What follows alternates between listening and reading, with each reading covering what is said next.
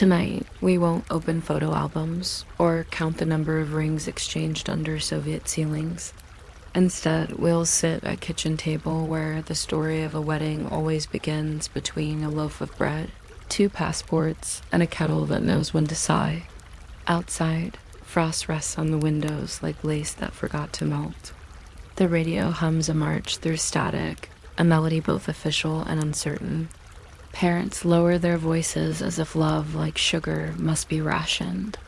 Neighbors hear the laughter through thin walls, and the smell of tea becomes an announcement of its own.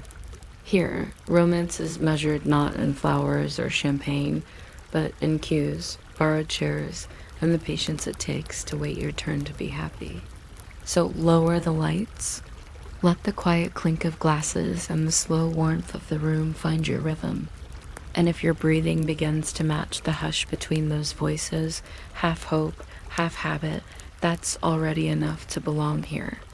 Beyond that quiet, a kettle whistles somewhere down the hall, a sound that might be steam or someone remembering. The air carries the calm of starch and old wallpaper. It smells faintly of soap, bread, and evening plans. Light from a single bulb spreads over the table like an extra guest. Every story here begins not with a promise, but with paperwork and tea. And every signature, no matter how small, believes it's part of something worth celebrating. There is light on the plastic cloth and a small parade of tea glasses and metal holders. Parents set out passports like pieces on a chessboard, except no one wants to capture anything. They want 2 squares to touch and keep touching. Someone has a notebook. The notebook has columns: rings, documents, a bouquet, 2 witnesses, transportation by cousin with a Volga that starts most mornings if you speak to it politely. A Q will appear in this list because a Q appears in every list. It is the national spice, sprinkled over all major life events. The couple's names will be written 3 times in block letters because repetition is reliable when typewriters are rare and carbon paper has its own opinions. There is a cake recipe that survives from neighbor to neighbor. It tastes like childhood and lemon peel, and the feeling of being trusted to hold a bowl.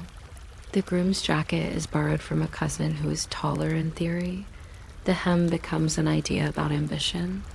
If shoes don't match, humor does. The jokes are soft and rehearsed and good for stepping over small puddles.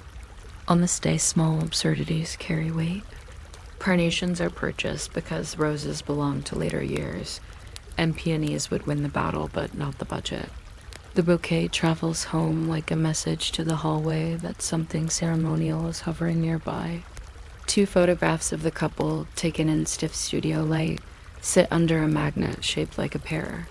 The pear came from Poland. The magnet is as proud as a border guard with a stamp. Names and addresses are copied onto a dozen slips because people arrive from different stairwells, and stairwells think they are countries. A neighbor brings a jar of winter cherries and advice. If anyone asks what color the tiles and zags you'll be, say marble, because marble covers all true answers. It is not a lie. It is a pillow for the truth. Booking the ceremony has its own plotless adventure. The clerk at the civil registry office, zags, opens a ledger the color of arguments, and taps her pencil on a particular hour as though the hour were a small beetle that needed attention. The book has columns too, and the columns are like guardrails on a bridge. The couple chooses a time that sounds official, even though time is just a circle that people try to make into a line. Passports unfold. Propiska, the residential permit that follows a person like a faithful but slow dog, gets checked, often twice, because addresses must agree the way relatives try to at family dinners. Music for the ceremony is limited to a short, solemn menu. Mendelssohn appears every day like bread. The hall owns the march, and the march owns the air, and the couple will belong to it for exactly the length of a respectable sigh. The clerk asks for the names of 2 witnesses and looks relieved when the names come from a flat with enough chairs. The clerk has seen winter weddings where the witnesses were snow and wind, and even those were fine. Back in the apartment, invitations travel by voice because the post likes to chew on hope and return it wrinkled. Sunday at 11, someone says to the neighbor at the garbage chute, and the neighbor nods as if time were a loaf that could be sliced and stored. On the stove, something simmering for tomorrow acquires the flavor of responsibility. It will be served cold and praised for its patience. The couple practices signing their new joint name on a scrap of paper that smells faintly of dill, and the letters look like two people holding hands while standing in a queue. It is considered good luck if a pen leaks a little. Ink is a practical blessing. It says the future will not be spotless, but it will be legible. That is enough. When the day arrives, the city clears a narrow path of responsibility between apartment and office. Snow may lie on the ground like another kind of paper waiting for footprints, or heat may stretch out like a cat. The entrance to Zag's is not grand, but it knows how to be important on short notice. Coats swing off shoulders. Gloves have their moment. A small red book rests on a table that has seen so many nerves it no longer reacts. Two rings wait under a glass dome that makes them look like exhibits on the art of circles.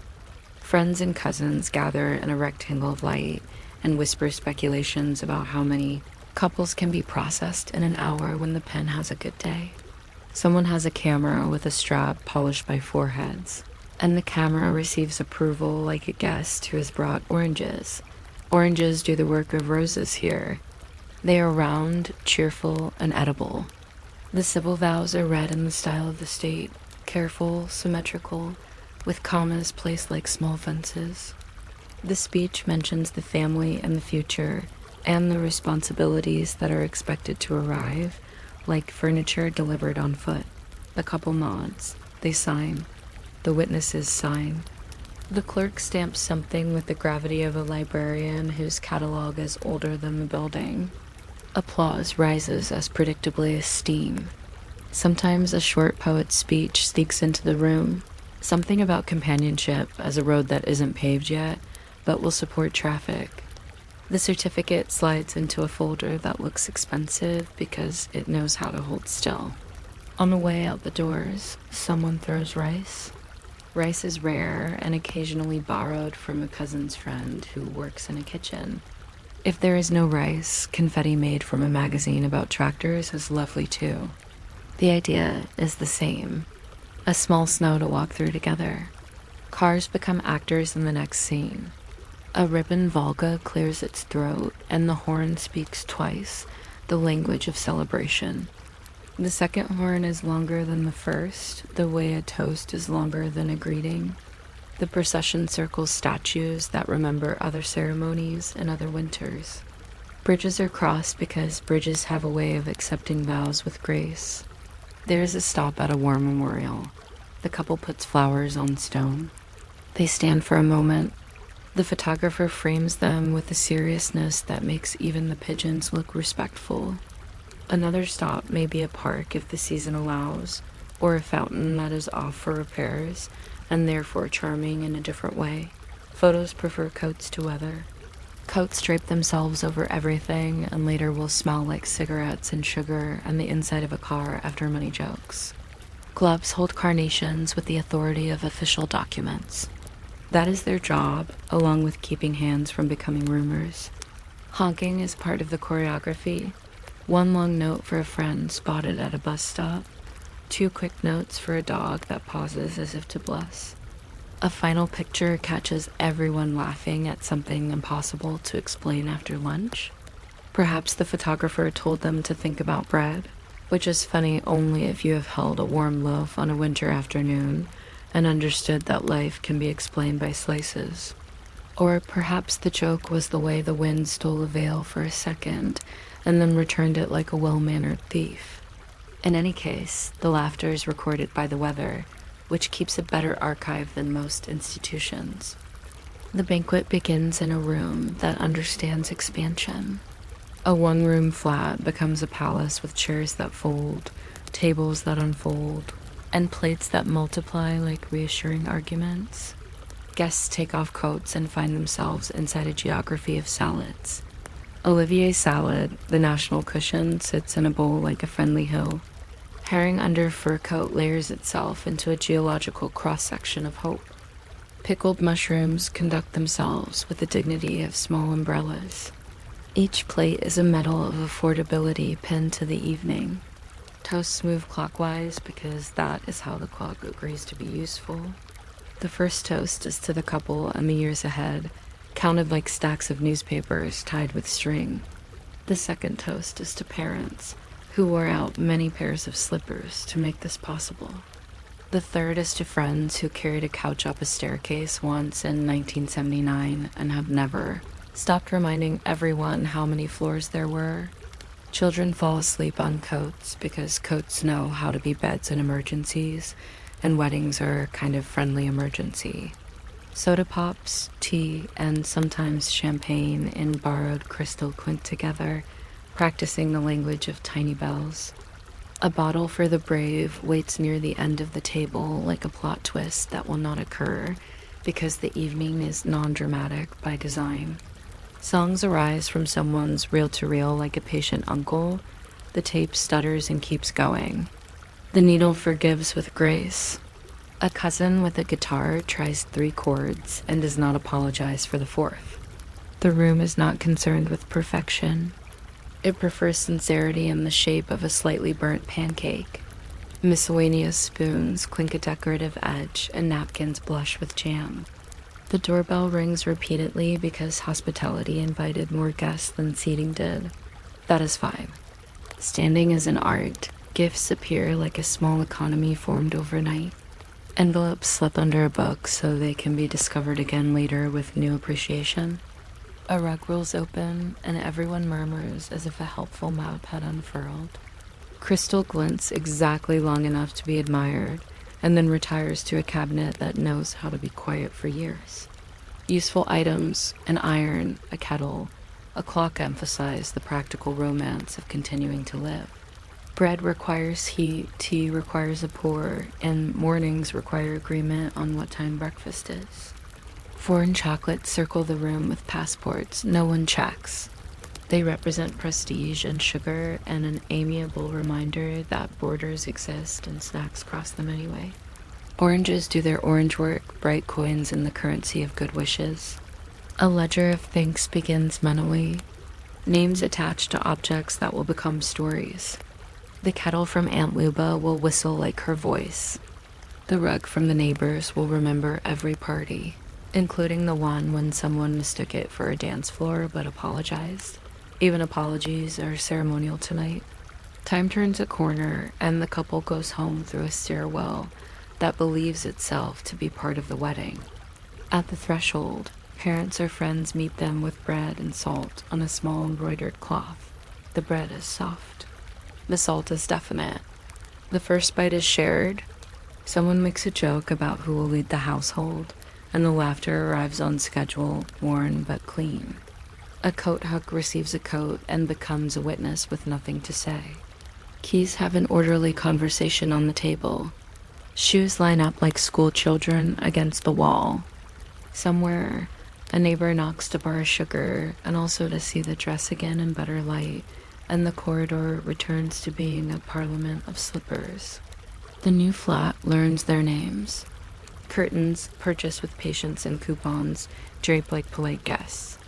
A bed that arrived in installments settles onto a floor that was polished by people hoping for exactly this evening. The quiet future begins to unroll. On weekends, the couple discusses where summer might be located, perhaps at a dacha if a friend has a bed free, perhaps at a beach that exists primarily in photographs, perhaps on a bench near a kiosk. They pay for the rug in monthly phrases. They wash the crystal in warm water like memory. They rehearse what to say when the phone rings and a relative announces a new birthday, a new errand, a new reason to bring a salad. In the system, natures of love and logistics are not enemies. They learn to be teammates with matching cowls. Anniversaries arrive with menu items that gain precision. The number of toasts remains gently excessive. The album grows heavier, not from the photographs alone, but from the joint weight of recurring laughter. Some pictures fade, but the poses remain legible. 2 people are still there, still signing the air with their names. If children arrive, they will sleep on that coat again, and the coat will feel proud. The civil certificate, the red one from ZAGS, lives in a drawer with passports and a small ribbon that was tied around the bouquet. The drawer breathes a little when opened, relieved that everything is where it should be. Life folds down into corners at night and opens again each morning. The new day passes through the kitchen, where the table follows its ancient plan: tea, lists, jokes that walk the length of the flat and back, gentle arguments about whether the salt should live on the left. It is all a ceremony that forgot to stop, and because the city is itself a witness, every now and then the couple walks past the hall where they sign those careful signatures. The building does not recognize them exactly, but it nods. Statues continue to face the wind politely. Volgas continue to growl. Ribbons continue to flatter the mirrors. A photographer still searches for the angle that makes love look efficiently adventurous. Somewhere inside, a clerk is still stamping, still managing the bridges between names. Mendelssohn climbs the stairs like a familiar uncle who wears the same tie every time and makes everyone feel, if not excited, then definitely organized. The couple crosses the street and buys oranges that are in season for 3 minutes and special for 6. At home, they set the oranges in a bowl and tell each other how elementary circles can be. They are not wrong. Nothing dramatic occurs. The kettle puffs its modest cloud. Bread considers toasting. The evening ends the way it always does, by forgetting to end, by continuing quietly in the soft grammar of daily things, by treating tomorrow as a guest who already knows the way to the kitchen.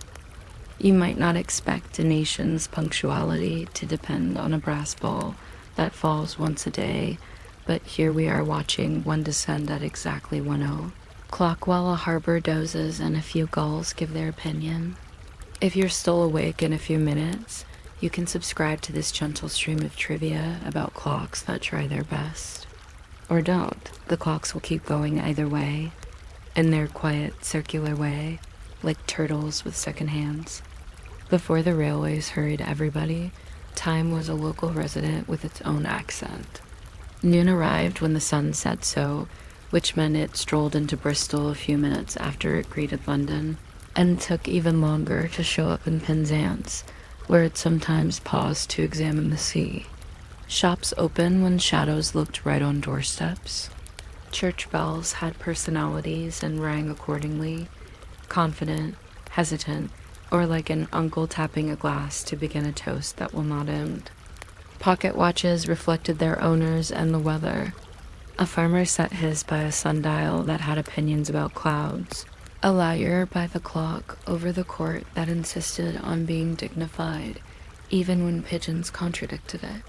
If you unfolded a map of Britain in 1830 and wrote the local time in neat ink above each town, the numbers would slope across the paper like a river meandering politely past hedgerows. It was charming, like handwriting, and about as consistent. Then railways arrived with timetables printed so firmly you could use them to level a table. Trains dislike poetry and scheduling. They prefer arithmetic. A locomotive does not understand why Exeter should be 12 minutes slow simply because the sun remembers it differently. So, station by station, officials began to lean toward the same clock. The one in Greenwich, where astronomers measured time with a telescope, a wall, and a kind of posture that said, "We check twice." The idea of a master time gliding along the telegraph wires felt modern, which is to say, chilly and practical. Like the first morning you use a new kettle and it boils without sentiment. Some towns complied at once. Others kept 2 clocks for a while, one for the trains, one for the market. It was possible to stand in a square and be both early and late, which is a skill many of us retain. The telegraph made the new order work. Each day, a signal leapt along copper wire faster than gossip, telling station masters that Greenwich had struck noon, or 1 or any other number worth agreeing on.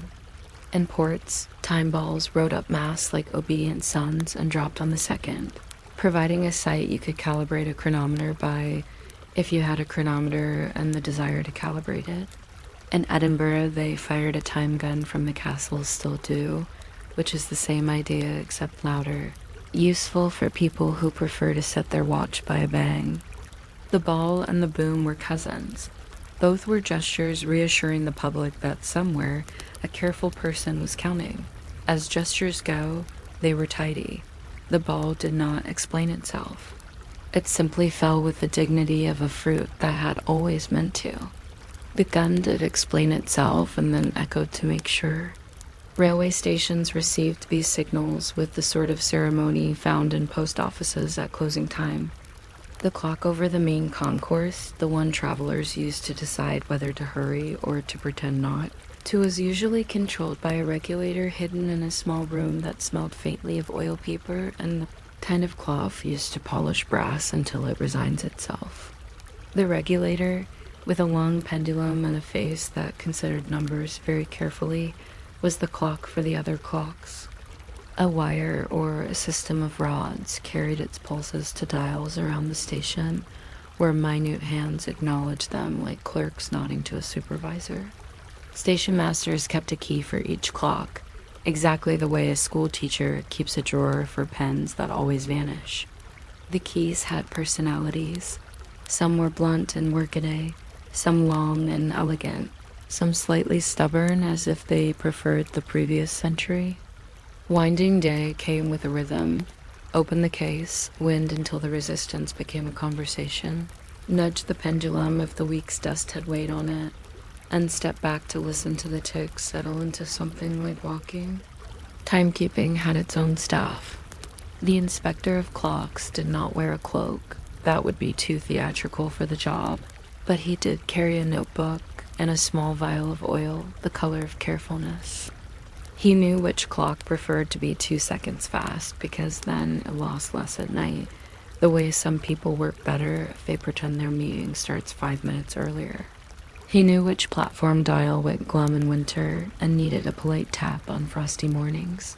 Sometimes he'd arrive to find an enthusiastic porter had helped by advancing a hand with a broom handle. The inspector would sigh, which in clock language is a sermon, and restore dignity by aligning the minute markers with Greenwich as if smoothing the rumples on a bedspread. A regulator weight might slip. A suspension spring might have a mood. Mechanical time is a village. Everyone knows everyone. The public, entrained to the printed timetable, learn new habits. You checked your pocket watch with the station clock the way people now check their phones with a glance at the sky, as if the sky were a signal tower. Tickets had exact minutes on them, which pinched the ankles of a country used to moseying. There were watchmakers' shops near large stations that offered Greenwich time inside, displayed in careful calligraphy, with a demonstration clock in the window that had been properly humiliated into accuracy by a telegraph pulse. Travelers would stand outside, compare, and nod, which is the national gesture for fine, I'll agree to that. In some places, a boy in a cap would announce the time after the telegraph ticked. Greenwich, 101, and passers-by would adjust themselves like pictures straightened by an affectionate aunt. All this precision was not merely a charade for trains. Safety disguised itself as punctuality. When 2 locomotives want the same piece of track, it matters whether one is a minute behind or a minute ahead. Rules multiplied. Staff and ticket systems, block signaling, red lamps that meant don't in a language understood even by the sleepy. In North America, where distances made noon a traveler with many faces, the railroads created time zones in 1883 by declaring them into existence one Sunday, and the continent shrugged and said thank you. Church clocks complied on Monday. A few towns held out like proud hedgehogs, but the hedgehogs eventually adopted time too. The whole arrangement, though practical, still had domestic quirks. You might find a station clock designed to pause at second hand for a fraction at the top of the minute to wait for a correcting impulse and then leap forward with the confidence of a cat that knows the furniture. Swiss railway clocks still do a version of this, a small theatrical flourish between one accuracy and the next. Nobody minds. It makes the minute feel like it has a front door. Behind the big clock faces, the business of staying right continued with a serenity that was almost a hobby. Cases were padded with felt to discourage echoes that would confuse the ear. Pendulums wore little vests, gridirons of brass and steel to keep temperature from lengthening, metal and therefore shortening afternoons. The clockman's oil was carefully stingy. Too much attracts dust, and dust is the enemy, forming small conspiracies in the escapement. On cold mornings, breath would fog inside a case and then disappear like a secret reconsidered. The inspector kept a log. Platform 3 minus 4 seconds. Concourse plus 2. Parcels office converted to electric ran sulky. He wrote small notes about which clock disliked which draft. He had a way of studying a swinging pendulum with one finger that said he had all the time in the world.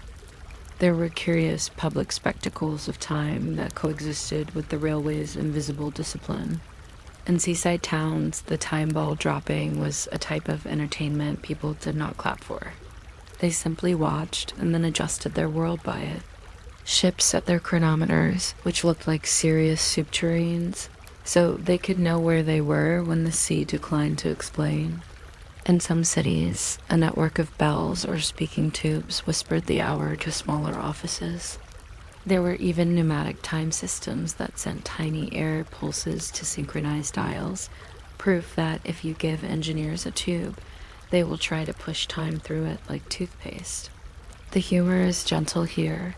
To keep everyone prompt, we built a series of contraptions that required their own appointments. In railway culture, watches acquired rules. In the United States, after some painful lessons, railroad companies required conductors and engineers to carry watches vetted by inspectors open-faced, with bold numerals and a lever set to prevent accidental time travel created by impatient pockets. The inspector's office was often above a jeweler's, where the ticking made a saucer of sound. Men lined up to have their watches compared to the master clock, stamped, and entered in a ledger that smelled faintly of polish and coffee. The phrase "on the railroad's time" acquired a polite chill that made lateness something like an untucked shirt. A watch could be failed for being 30 seconds wrong over a week. 30 seconds is shorter than an apology and longer than a sneeze, which is to say, a practical measure of seriousness. Stations themselves participated in the theater of accuracy by presenting gigantic clock faces that were not shy. They were round statements. We know where you are in the minute. Please cooperate. People arranged their lives under them. Lovers agreed to meet by the clock at 6, then interpreted by the clock, broadly enough to include nearby benches' time, is elastic in matters of the heart. Porters checked the big dial before they allowed themselves the ceremony of a whistle. A child, small enough to stand under the pendulum, looked up in awe at a machinery that never tired of being reasonable. Posters advertised arrivals and departures to the minute, as if the minute had been recently invented and was still under warranty, and yet local time did not vanish entirely. It retreated into the home, where kitchen clocks could be fast if dinner required discipline or slow if a nap demanded respect. Grandfather clocks kept their stately pace in hallways that were not obliged to accept Greenwich as a roommate. People still said about 8 the way they said about a pound of potatoes, meaning it would be what it needed to be. The railway clock ruled public life, not private sausages. You could be 5 minutes late to a friend and still be someone who arrived on time for trains, a balance that suggests civilization. The technology changed and then changed again, as it does when bored. Electric impulses replaced rods. Synchronous motors hummed. Later, radio broadcasts of time signals, long beeps followed by a final beep that felt like a decision taught clocks to listen rather than to wander. Families gathered occasionally to set all their clocks at once after the announcer's voice said, at the tone, Greenwich Mean Time will be. The last three words stretched like a yawn. Wartime added double summertime and other adventures in rearranging daylight. The nation complied, some cheerfully, some as if the hour had been borrowed and might not be returned in good condition. The railways adjusted. They always did, the way a thick coat adjusts to different winters by being a coat. Some cities kept eccentricities without asking permission. In wells of old buildings, you can still find a clock room with a dusty regulator and a stool that has held essentially the same posture since 1902. There might be a cardboard sign tacked to the wall that reads, "Do not touch the pendulum unless you mean it." The regulator might be right within a second, even now, because dignity is a good lubricant. At Greenwich itself, people still line up to straddle the meridian, 1 foot in each imaginary hemisphere, then glance at their phones to see how imaginary the line really is. The time ball still falls. It is comforting to know that something elegant and unnecessary happens daily for the sake of ships that mostly set their time by satellites now. Satellites are clever but have poor manners. They never drop anything. The culture of being on time, once installed, grew domestic habits that seem obvious until you wonder how they began. Factory whistles and school bells learned the railway's crispness. Lunch hours became contracts. See you at 5 carried a weight it previously lacked. 5 became an address, not just a quantity. Wall calendars bloomed with exact moments in small boxes. Families told the story of a missed train for years, not bitterly, but as evidence that the universe enjoys a joke as long as nobody is hurt. People learn to trust the number on a platform board, then learn not to, then learn to again. The cycle repeating with every new signaling system, like a polite tide. There are, of course, places where the great experiment in synchronized life remains negotiable. On heritage lines, volunteers wind the station clock with reverence bordering on parenting. The hands move across porcelain numerals that have learned to forgive. A station cat sleeps under the case, unaffected by minutes. A visitor asks what time the next train is and receives an answer shaped roughly like soon, which is not accuracy but is merciful. Elsewhere, in busy hubs with announcements that echo like weather, you can watch the second hands chase their destinies in unison, pause at the top, and then jump, as if making a decision together. There's a comfort in the jump. It tells you that agreement is a habit and we are maintaining it today. If you listen, really listen, a great station has a note to hum the way a seashell has the sea. Part of that is the sound of clocks whispering to each other, now, every second, like an encouraging chorus. The rest is footsteps negotiating with tiles about destinations. A person sitting on a bench beneath the clock might be early on purpose because being early is a form of insurance, like carrying an umbrella under a blue sky. Another person hurries with a paper cup that is too hot to be reasonable and checks the big dial with a face that says, "Be kind." The dial is as kind as a circle can be. It simply tells the truth once every minute, which is frequent enough. We end where we began, with a falling ball and a small committee of gulls and the polite, surprised that an entire continent agreed to the same beat so that trains could behave and people could find each other under numbers. It is not dramatic. It is a mechanical lullaby that repeats forever, or at least until the maintenance budget runs out and then is restored with a sigh. If your eyes are heavy, let them be. The minute hand will still be there when you open them again, having crept from the 4 to the 5 as if trying not to wake you. Somewhere a clerk is winding a clock and writing +1 second, as if it were a gossip worth noting. Somewhere, an inspector is topping a glass with the back of a fingernail. listening for a tone he has loved since apprenticeship smelled of paraffin. Time, the organized kind, paces, pauses, and proceeds, wearing a neat hat and a well-brushed coat, ready to signal the train with the flag lowered gently into the exactness of afternoon. You might not expect a quiet government office with rubber stamps and a fern to be the heart of romance, but Soviet weddings often began there, under fluorescent light that hummed like a distant kettle. If you make it through the next few minutes without drifting off, you can subscribe for more soothing bureaucracy and comfortable trivia, but truly, don't strain. If you fall asleep between the ink pad and the fern, we will count that as a success and file it in duplicate. Before the day itself, there was the list, and the list was powerful. Parents sat at the kitchen table with tea glasses and metal holders, writing names that would become slices of cake, and slices of cake that would become stories. The kettle sighed. Someone added an uncle who never answered the phone, but always arrived just before dessert. And someone else remembered the neighbor who lent the screwdriver that fixed the radio in '79, which felt morally equivalent to bringing the couple together if you squinted.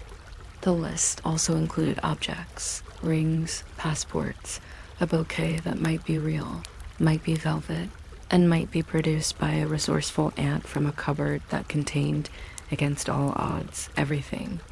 In the Soviet Union, an aunt's cupboard functioned like a minor deity. If you needed ribbon, it provided ribbon. If you needed courage, it provided chocolate, which was close enough. There were cues, of course, which taught patience in a way that smelled faintly of wool coats and snow. The couple queued to book a slot at ZAGS, the office that performed civil ceremonies and accumulated pens. The clerk penciled the hour in a ledger with lines as strict as algebra, and the couple checked their passports, the Propiska pages, and the small stack of photographs that proved they had faces and intended to keep them. You could choose music from a short-list Mendelssohn if you felt classical, a gentle march if you preferred to be confident, and the record player in the hall would do its best. Someone would remark that the recording sounded like it had survived the Great Patriotic War and 2 office relocations, because it probably had. Everyone laughed quietly, the way you laugh near a librarian. Preparation moved through the apartment like a whisper. Neighbors heard first through the wall. They congratulated in the stairwell, holding a bag of potatoes and a sense of occasion. There were fittings for a suit that wanted to be dark and optimistic, and a dress that wanted to be white but accepted cream without complaint. The dress might be sewn at home from fabric bought with coupons and persistence. It would be pressed on the kitchen table between newspapers, featuring a stern article about grain quotas and a cheerful notice about a volleyball tournament. The bouquet was assembled from carnations because carnations could be depended upon not to wilt under scrutiny. An aunt tested the pins on the groom's lapel and found them serviceable. The best man, who might be a cousin with quick hands and a good memory, rehearsed the route to the registrar's office as if it were a military maneuver, which in a way it was.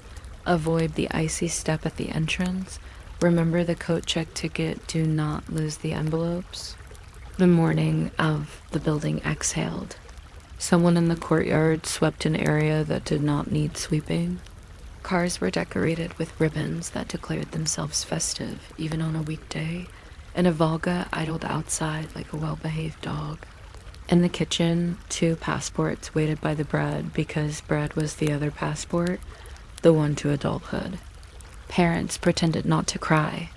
They were simply busy with pocket squares and hairpins, and the correct number of safety pins required to make confidence stay put.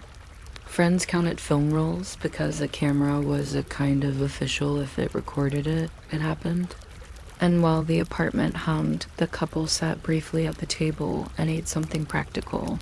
A small piece of cake baked yesterday, a spoon of jam, a tiny speech from a grandmother who had seen more than enough winters to measure happiness with a teaspoon and find it sufficient. The ceremony began with doors and continued with sentences. The entrance to Zaja's had steps that made every couple the same height for a moment. Inside, floors polished to persuasion encouraged careful walking.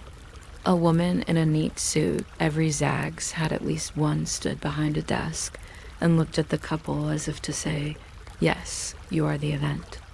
There was a red book, there were 2 rings, and there were phrases practiced to a shine. The state acknowledged the new family. The future was named gently, and the present signed in careful handwriting.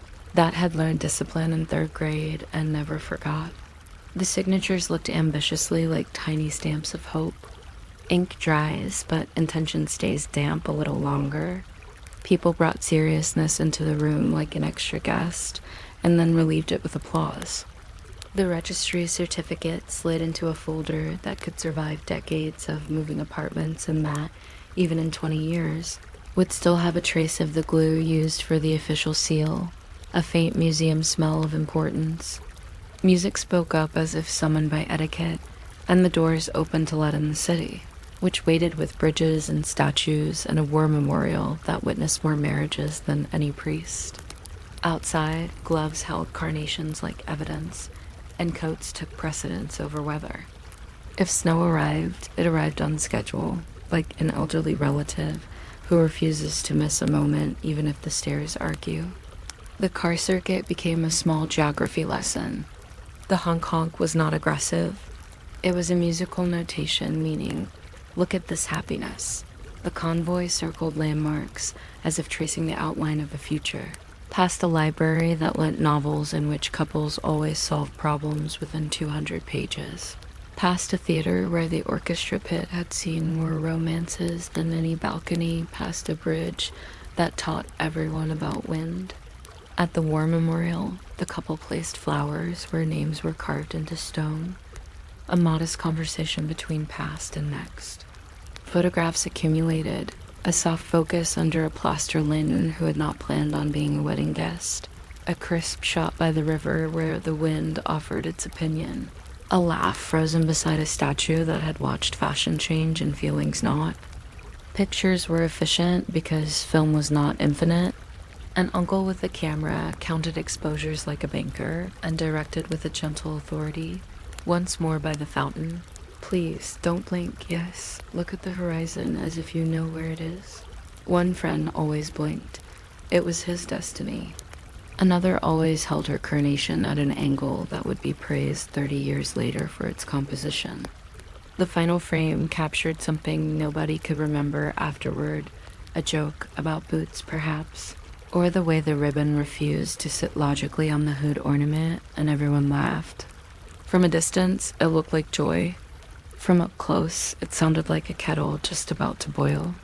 Back in the flat, the table expanded to fit what politeness required.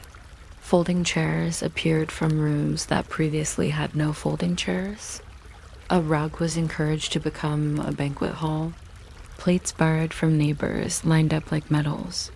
Salads displayed the national genius for mayonnaise architecture. There was the Olivier, which combined dignity and diced vegetables. The shuba, a herring and beet harmony in layers that resembled geological strata in festive colors. And a mysterious bowl labeled simply salad that tasted pleasantly of dill, winter, and optimism. Sandwiches were sprats like epaulets. The bottle at the center waited, knowing it would be summoned to make toasts into verbs. Toasts rotated clockwise because clockwise is traditional and easy to remember. Tea stood by patiently, the designated driver of beverages. Soda popped like small applause. The first toast belonged to parents because they knew the secret map of childhood and could point to the landmarks. The year of the sled, the era of the violin lessons that lasted 2 months, the sudden growth that made trousers tragic. Friends followed with stories edited for kindness. Someone attempted a poem learned in school. It insisted on rhymes you could see coming from the stairwell. The couple clinked glasses with each guest, a slow dance around the table that could be timed by the soft rattle of teaspoons and saucers. Music came from a reel-to-reel tape recorder that had seen things, or from a radio that did not mind switching from symphonies to dance rhythms on command. Songs that everybody knew arrived on cue. A cousin produced a guitar after a respectable pause. The bride's dress swished like paper, turning a page. The groom, in his suit, the best one, the one with a pocket that felt ready for responsibility, danced the careful dance of someone trying not to step on new furniture. Children fell asleep on coats that became softness by habit, and an aunt covered them with shawls in a reflex older than the union itself. Guests brought gifts with utility and longevity. Envelopes held money because a washing machine respects banknotes more than metaphors. A rug rolled open like a promise that feet would always find warmth. A clock chimed the hour for the first time with the confidence of machinery well acquainted with anniversaries.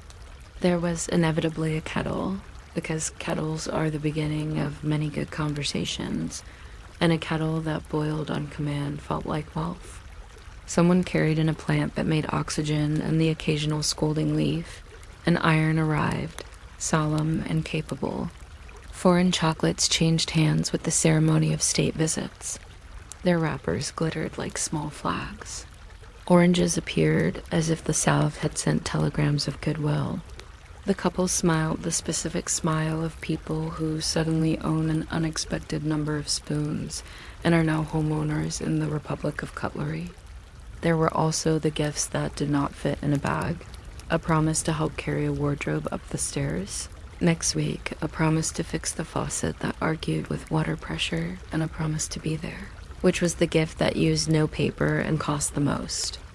A ledger of thanks formed mentally and would be paid out over years. The neighbor who loaned the extra chairs would receive soup on a cold night. The coworker who secured the flowers would be bumped to the front of the line for news about everything. In this economy of favors, interest rates were calculated in smiles and punctual arrivals to help move boxes. At the stairwell threshold, always the staging area of fate bread and salt waited on a cloth. The couple broke the loaf, tasted the salt, and pretended to argue about who would be head of the household, with a choreographed argument that keeps peace in the long term by rehearsing it in miniature. Keys change pockets. Shoe racks prepared to multiply. The coat hook sat on the wall like a witness who promised not to tell anyone about late returns from the cinema. A neighbor knocked to borrow sugar or to take a second look at the dress. The line blurs. The threshold made everyone taller for a second and then returned them to ordinary height, which is all thresholds do, really. Night loosened the formalities. Friends wandered to a nearby kitchen to debate whether the new apartment would prefer its couch against the long wall or the short wall. Someone washed dishes with the determination of a hero from folklore. Fathers inspected the windows, finding them satisfactory.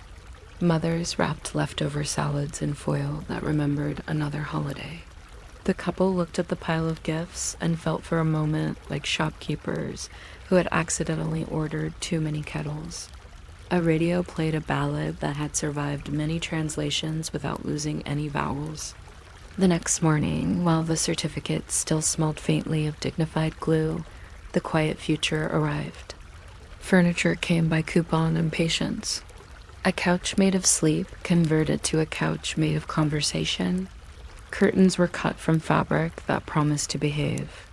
The most exciting object might be a bookcase assembled with heroic concentration and 3 extra screws that belonged to nobody.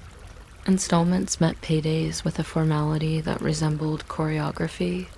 In summer, if the dasha could be borrowed or shared or negotiated, strawberries entered the story like footnotes of sunshine. Workdays began with the same tram as before, but felt different because returning is not the same as leaving. Week by week, habits folded into place like linens. The couple learned the exact sound of their neighbor's samovar and could tell weather by the mood of the stairwell. Anniversaries offered an annual audit of memories. The rain that didn't arrive, the ribbon that did, the car that stalled in front of a statue and then invented momentum. Photos moved from envelopes to albums guarded by protective paper that whispered when turned. The war memorial visits continued, quieter, the flowers placed with the same respect, and the same wish that the future remained simpler than the past. On Sundays, phone calls were made from the hallway because privacy echoes there, and relayed through relatives like a relay race for verbs. They said hello, passed hand to hand. Language settled into comfortable shapes. Our home came out of the mouth easily, like hello and pass the bread. We learned how to hang laundry on a balcony so it looked like an essay about order. There was a system for saving string, because every system deserves string. The door closed softly every night, with a promise to open again in the morning. The stamps on the certificate faded from crimson to dark tea, but the paper thickened with stories. On a shelf, between a dictionary and a small ceramic deer, the folder waited. Nobody opened it often. It did its job by existing like umbrellas in August and winter hats in June. If you listen closely to these weddings, there is little drama. Vows are read in careful voices, the city provides bridges and wind, and the feast does not try to be anything other than abundant architecture on plates. The jokes are small and considerate. The dancing is moderate and sincere. Yet somewhere between the cue it zags and the final cup of tea, a whole life takes its place in line. It is not a parade. It is a procession of ordinary things that agree to share a hallway. Bread and salt, keys and coat hooks, flowers by a monument, oranges split into wedges and passed around the table. If you're still awake, you can linger with us in that hallway for a while. If you've drifted off, that is also fine.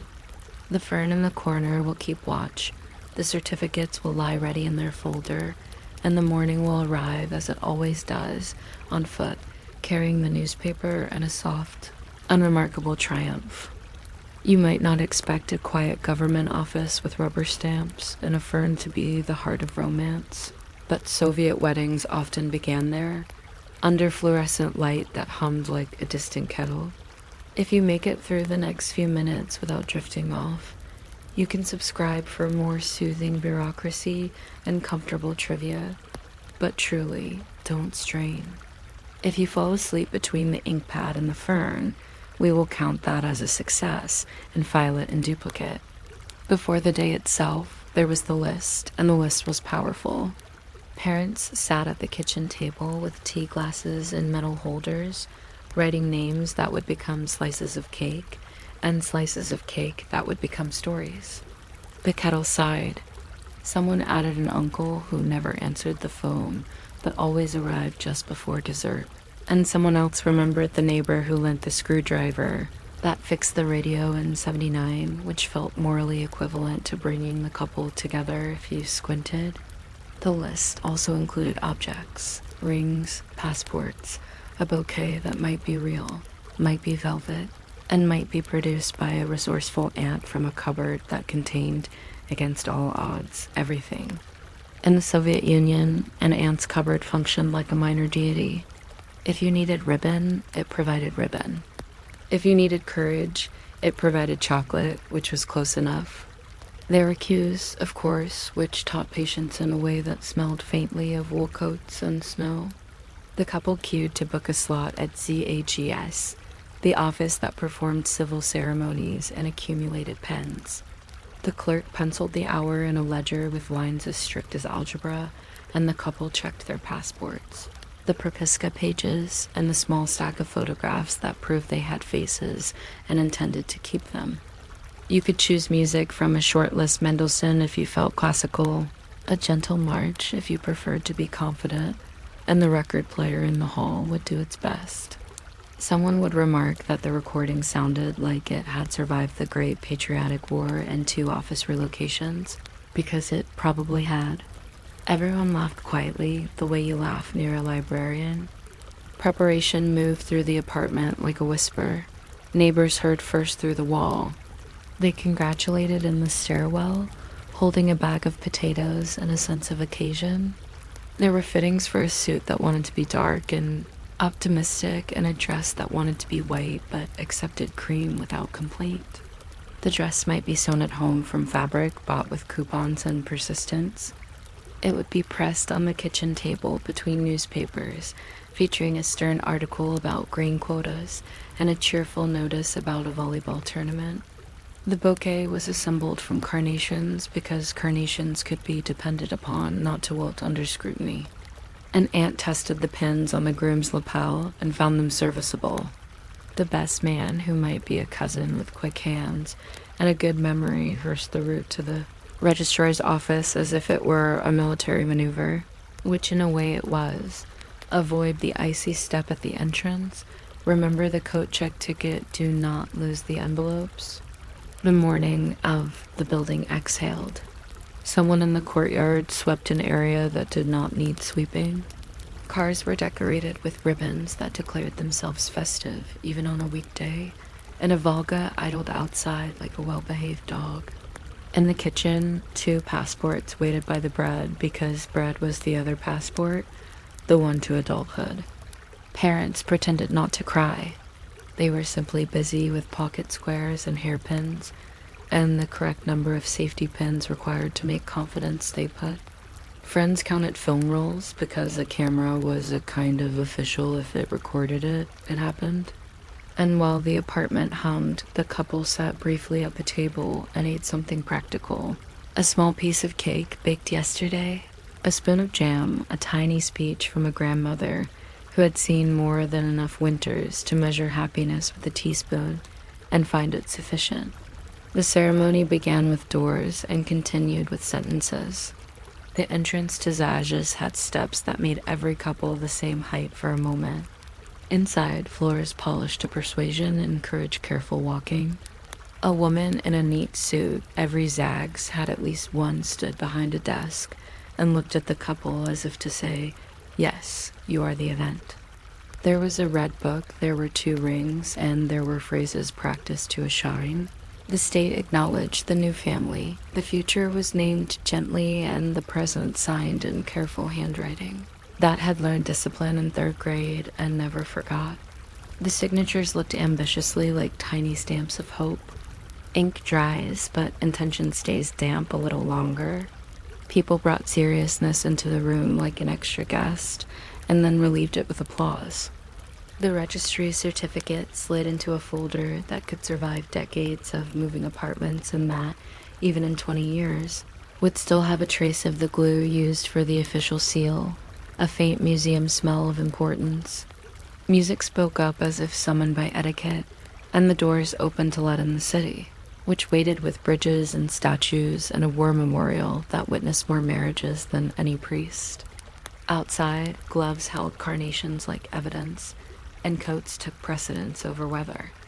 If snow arrived, it arrived on schedule, like an elderly relative who refuses to miss a moment even if the stairs argue. The car circuit became a small geography lesson. The honk-honk was not aggressive. It was a musical notation meaning, "Look at this happiness." The convoy circled landmarks as if tracing the outline of the future. Past a library that lent novels in which couples always solved problems within 200 pages. Past a theater where the orchestra pit had seen more romances than any balcony. Past a bridge that taught everyone about wind. At the war memorial, the couple placed flowers where names were carved into stone. A modest conversation between past and next. Photographs accumulated. A soft focus under a plaster linen who had not planned on being a wedding guest. A crisp shot by the river where the wind offered its opinion. A laugh frozen beside a statue that had watched fashion change and feelings not. Pictures were efficient because film was not infinite. An uncle with a camera counted exposures like a banker and directed with a gentle authority. Once more by the fountain. "Please, don't blink. Yes, look at the horizon as if you know where it is." One friend always blinked. It was his destiny. Another always held her carnation at an angle that would be praised 30 years later for its composition. The final frame captured something nobody could remember afterward, a joke about boots perhaps, or the way the ribbon refused to sit logically on the hood ornament and everyone laughed. From a distance, it looked like joy. From up close, it sounded like a kettle just about to boil. Back in the flat, the table expanded to fit what politeness required. Folding chairs appeared from rooms that previously had no folding chairs. A rug was encouraged to become a banquet hall. Plates borrowed from neighbors lined up like medals. Salads displayed the national genius for mayonnaise architecture. There was the Olivier, which combined dignity and diced vegetables. The Shuba, a herring and beet harmony in layers that resembled geological strata in festive colors. And a mysterious bowl labeled simply salad that tasted pleasantly of dill, winter, and optimism. Sandwiches were sprats like epaulettes. The bottle at the center waited, knowing it would be summoned to make toasts into verbs. Toasts rotated clockwise because clockwise is traditional and easy to remember. Tea stood by patiently, the designated driver of beverages. Soda popped like small applause. The first toast belonged to parents because they knew the secret map of childhood and could point to the landmarks. The year of the sled, the era of the violin lessons that lasted 2 months, the sudden growth that made trousers tragic. Friends followed with stories edited for kindness. Someone attempted a poem learned in school. It insisted on rhymes you could see coming from the stairwell. The couple clinked glasses with each guest, a slow dance around the table that could be timed by the soft rattle of teaspoons and saucers. Music came from a reel-to-reel tape recorder that had seen things, or from a radio that did not mind switching from symphonies to dance rhythms on command. Songs that everybody knew arrived on cue. A cousin produced a guitar after a respectable pause. The bride's dress swished like paper, turning a page. The groom, in his suit, the best one, the one with a pocket that felt ready for responsibility, danced the careful dance of someone trying not to step on new furniture. Children fell asleep on coats that became softness by habit, and an aunt covered them with shawls in a reflex older than the union itself. Guests brought gifts with utility and longevity. Envelopes held money because a washing machine respects banknotes more than metaphors. A rug rolled open like a promise that feet would always find warmth. A clock chimed the hour for the first time with the confidence of machinery well acquainted with anniversaries. There was inevitably a kettle, because kettles are the beginning of many good conversations, and a kettle that boiled on command felt like wealth. Someone carried in a plant that made oxygen and the occasional scolding leaf.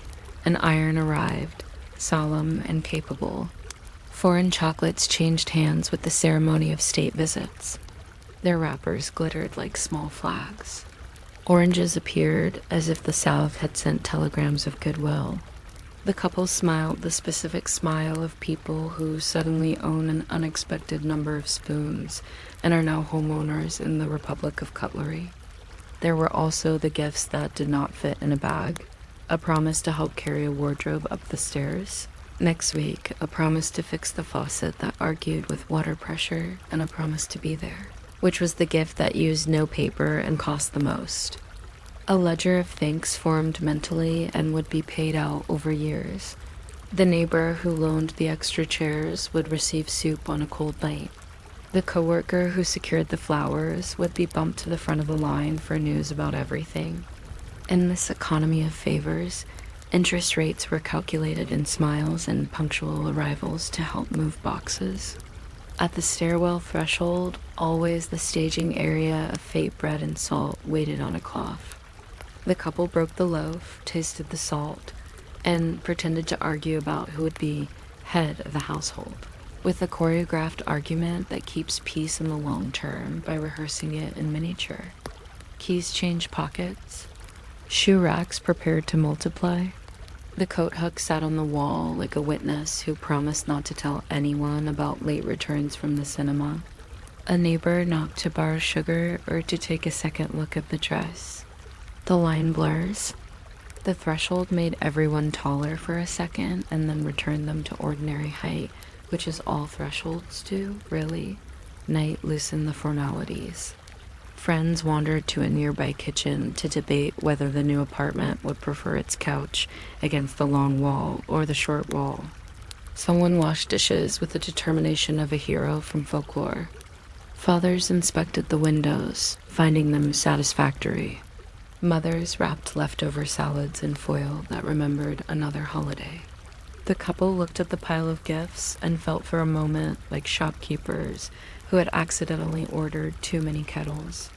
A radio played a ballad that had survived many translations without losing any vowels. The next morning, while the certificate still smelled faintly of dignified glue, the quiet future arrived. Furniture came by coupon and patience. A couch made of sleep converted to a couch made of conversation. Curtains were cut from fabric that promised to behave.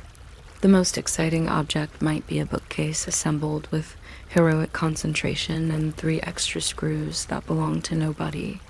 Installments met paydays with a formality that resembled choreography. In summer, if the dasha could be borrowed or shared or negotiated, strawberries entered the story like footnotes of sunshine. Workdays began with the same tram as before, but felt different because returning is not the same as leaving. Week by week, habits folded into place like linens. The couple learned the exact sound of their neighbor's samovar and could tell weather by the mood of the stairwell. Anniversaries offered an annual audit of memories. The rain that didn't arrive, the ribbon that did, the car that stalled in front of a statue and then invented momentum. Photos moved from envelopes to albums guarded by protective paper that whispered when turned. The war memorial visits continued, quieter, the flowers placed with the same respect and the same wish that the future remained simpler than the past. On Sundays, phone calls were made from the hallway because privacy echoes there, and relayed through relatives like a relay race for verbs. They said hello, passed hand to hand. Language settled into comfortable shapes. Our home came out of the mouth easily, like hello and pass the bread. We learned how to hang laundry on a balcony so it looked like an essay about order. There was a system for saving string, because every system deserves string. The door closed softly every night, with a promise to open again in the morning. The stamps on the certificate faded from crimson to dark tea, but the paper thickened with stories. On a shelf, between a dictionary and a small ceramic deer, the folder waited. Nobody opened it often. It did its job by existing like umbrellas in August and winter hats in June. If you listen closely to these weddings, there is little drama. Vows are read in careful voices, the city provides bridges and wind, and the feast does not try to be anything other than abundant architecture on plates. The jokes are small and considerate. The dancing is moderate and sincere. Yet somewhere between the cue at Zag's and the final cup of tea, a whole life takes its place in line. It is not a parade. It is a procession of ordinary things that agree to share a hallway. Bread and salt, keys and coat hooks, flowers by a monument, oranges split into wedges and passed around the table. If you're still awake, you can linger with us in that hallway for a while. If you've drifted off, that is also fine. The fern in the corner will keep watch, the certificates will lie ready in their folder, and the morning will arrive as it always does, on foot, carrying the newspaper and a soft, unremarkable triumph. You might not expect that the sleep-based revolution in modern knowledge began with a rectangle of pasteboard and a very small hole punched in the bottom, but that is how libraries learn to breathe in little drawers. If you're still awake in a few minutes, you're welcome to subscribe so we can drift together through more cabinets later. If you've already wandered off somewhere between pasteboard and hole, that is honestly the desired outcome, and I applaud your technique. It starts with trees and patience. Paper is a polite arrangement between fibers and time, and the card catalog was a neighborhood of such arrangements, nearly all the same size by quiet international conspiracy. The 3x5, though a few regions preferred 4x6 in the way some families prefer tea stronger than the spoon. Early cards were handwriting called library hand, a style with letters that sit up straight as if expecting inspection. The loops are shallow, the stems even, and the G has a practical tail that never shows off. A librarian could write all afternoon, and the cards would look like they were printed by a careful thunderstorm. Names arrived in a steady drizzle, authors who slept in different centuries, titles that sounded like recipes, subjects that were not afraid of commas. In the very beginning, books kept to ledgers, huge volumes where each new acquisition squeezed into a line and then another line, and then, at the end of the year, a sigh. But ledgers cannot be alphabetized more than once without becoming philosophical, so the card stepped in, a little boat for each book. Suddenly, books could float, rearranged by author, then by title, then by subject, as if the library were 3 libraries hiding in the same room. Cards were a hole at the bottom to accept a metal rod, which meant the catalog could be shaken like a polite maraca without losing its mind. The rod slid through the whole drawer, a kind of spinal cord that allowed individual cards to wobble safely. This prevented pranks, accidents, and the occasional gust of human clumsiness. It also made the evening closing routine pleasantly tactile. Pull the rod, straighten the deck, breathe. Cabinets multiplied like rational furniture. Manufacturers with names that sounded trustworthy: Gaylord, Remington, Globernick. Some with hyphens sturdy enough to carry a drawer offered modular stacks that could grow with the ambitions of a reading town. Each drawer had a name in brass, a tiny window framed by a polite metal border, behind which a typed label announced the alphabet between its front and back. I was always stretching. Z was always getting a lot of sleep. Inside each drawer lived a wooden follower block that slid forward on a rail to keep the cards upright, a kind of shepherd. A spring pressed gently like encouragement. When a drawer was full, the librarian performed a ceremony of migration. Half the cards moved into a new drawer. The metal labels were swapped, and the alphabet sighed with relief as everything regained its vowels. The sound of a drawer closing was a soft wooden click, a syllable that says done. Cabinets liked to sit in grids that turned rooms into chessboards, where all the pieces happened to be pawns and none of them were trying to win. Visitors learned the catalog's geography authors near the windows, subjects near the desk, titles like a chorus in the middle. The air smelled faintly of varnish and pencil. The light made a habit of leaning across the cards at 4 in the afternoon. There was an almost ridiculous quantity of rules about filing, quiet rules with momentum. Stu pretended to be saint unless it was stubborn. Surnames with particles did a small dance. Van, Von, the minor nobility of alphabetization. If an author used initials, the periods mattered, but not enough to ruin anyone's day. Ampersands had a social life, but stayed humble. When in doubt, consult the chapter of rules known by their acronyms IACR. Later Assay 2, which read like a lullaby written by bureaucrats who wanted you to relax. One could fall asleep happily between transliteration and corporate authors. The tiny absurdities multiplied in amiable ways. Some libraries inserted out cards in bright colors to mark where a researcher had borrowed a slab of alphabet. These cards stood at attention like a traffic director in a reflective vest. If you found an out card, you would not find the book, but you would find the comfort of an explanation, which is almost the same thing. Subject headings blossomed with a botanical stubbornness. A single topic could enjoy 4 adjectives, 2 parentheticals, and a hyphen that looked like a bridge. There were cross-references that behaved like polite gossip. See also, if you wish, the pile next door. Specialized drawers held guide cards with alphabet tabs that peeked over their neighbors like shy sailors. Each tab cost almost nothing and yet had the confidence of a mayor. Catalogers debated the weight of a comma as if it were a piece of furniture. When a new edition of the rules suggested that abbreviations should be reduced, the older cards did not object out loud.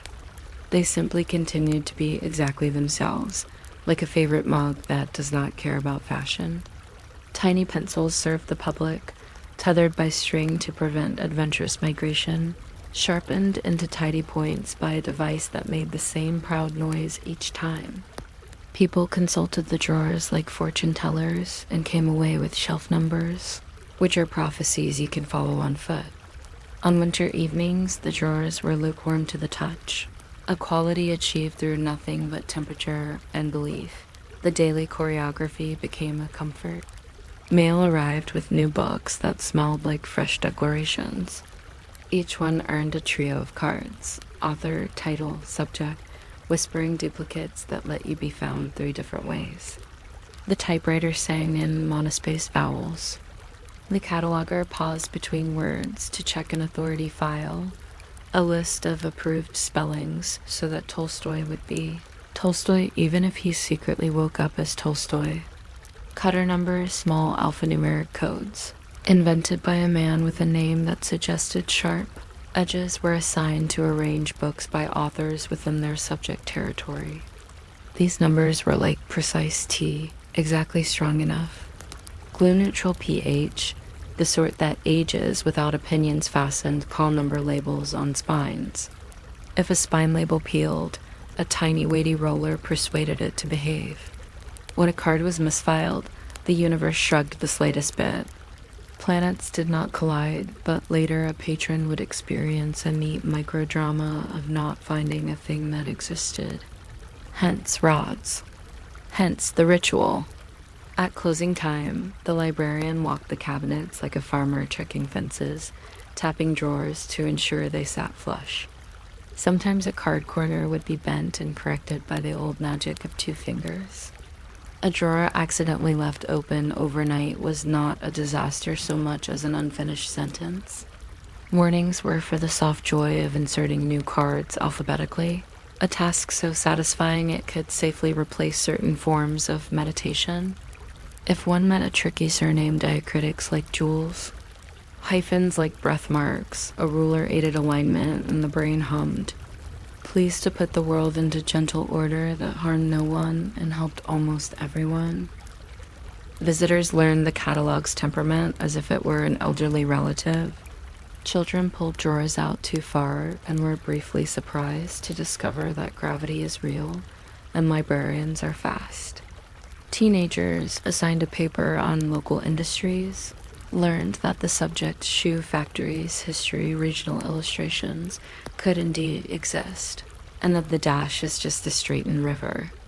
Retirees searched for the book they had loved in 1960-something and often found it, even if the cover wore new clothes and pretended not to remember their name. Students tested the limits of et al. And found that there is, ironically, a limit.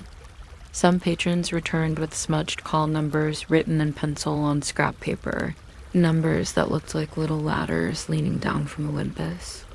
They navigated the shelves with these ladders and came back smiling or at peace. No one worried if a card acquired a tea stain shaped like a hemisphere. It simply traveled the world of one lunch break. If the catalog was temporarily too crowded, a librarian would perform the ancestral rite of inner filing, split the deck around the letter where expansion was inevitable, and slide a new drawer into place. Like adding a leaf to a table, the old cards welcomed their new neighbors as if they had always known this would happen, which they had. In summer, a fan rattled in the window and made the tabs tremble slightly, which counted as excitement every so often. Someone asked where the electronic catalog was, and they were directed to the same drawers with a smile that carried no judgment at all. The card catalog did not feel threatened. It was a room full of calm certainty that had survived 3 generations of trivia and 2 of technology. It understood that information is not a race, but a long walk with good shoes. Still, changes whispered around the edges.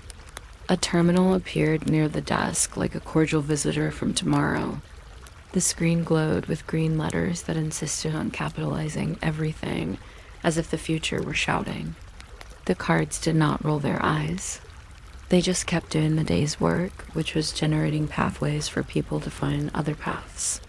Migration began, and it was as slow and gentle as carrying a sleeping cat. Catalogers typed the contents of drawers into databases with the patience of rain. For a while, the two catalogs lived together. The drawer is like a city of wooden houses, the terminal like a new apartment building with lots of windows. People used both like bilingual citizens. See also turned into hyperlinks, which were the same impulse dressed in electricity. There were micro-hooks in this quiet, evolution little stories with politely absurd edges. One afternoon, a detective novel could not be found because it had been filed under Smith John rather than Smythe. John, a crisis solved with a pencil, a breath, and a new card that looked exactly like diplomacy. Another day, somebody asked for all the books about fog, and the subject tree obligingly shook out weather, atmospheric moisture, visibility safety measures, and, with a wink, London description and travel. During the annual weeding project, librarians used a ruler to measure the actual inches of shelf space reclaimed, noting the number on a form with satisfaction that formed a measurable cloud of contentment. Once in a while, a dowel rod refused to align through the card holes, and a whole drawer chortled with the tiny slap sound of cards rising and falling until the moment of alignment arrived. An almost musical click that felt like concluding a sentence with a period of exactly the right weight. Someone made a guide card in green that read microfilms, and the entire drawer felt exotic for 32 seconds. And always, on the first snowy day, at least one person arrived to search for winter poetry, leading with 3 books and a mood. If you listen closely, there is a domestic heartbeat beneath the catalog's public life. Brass label frames tarnish slowly and are rubbed back to brightness with a cloth that remembers furniture polish.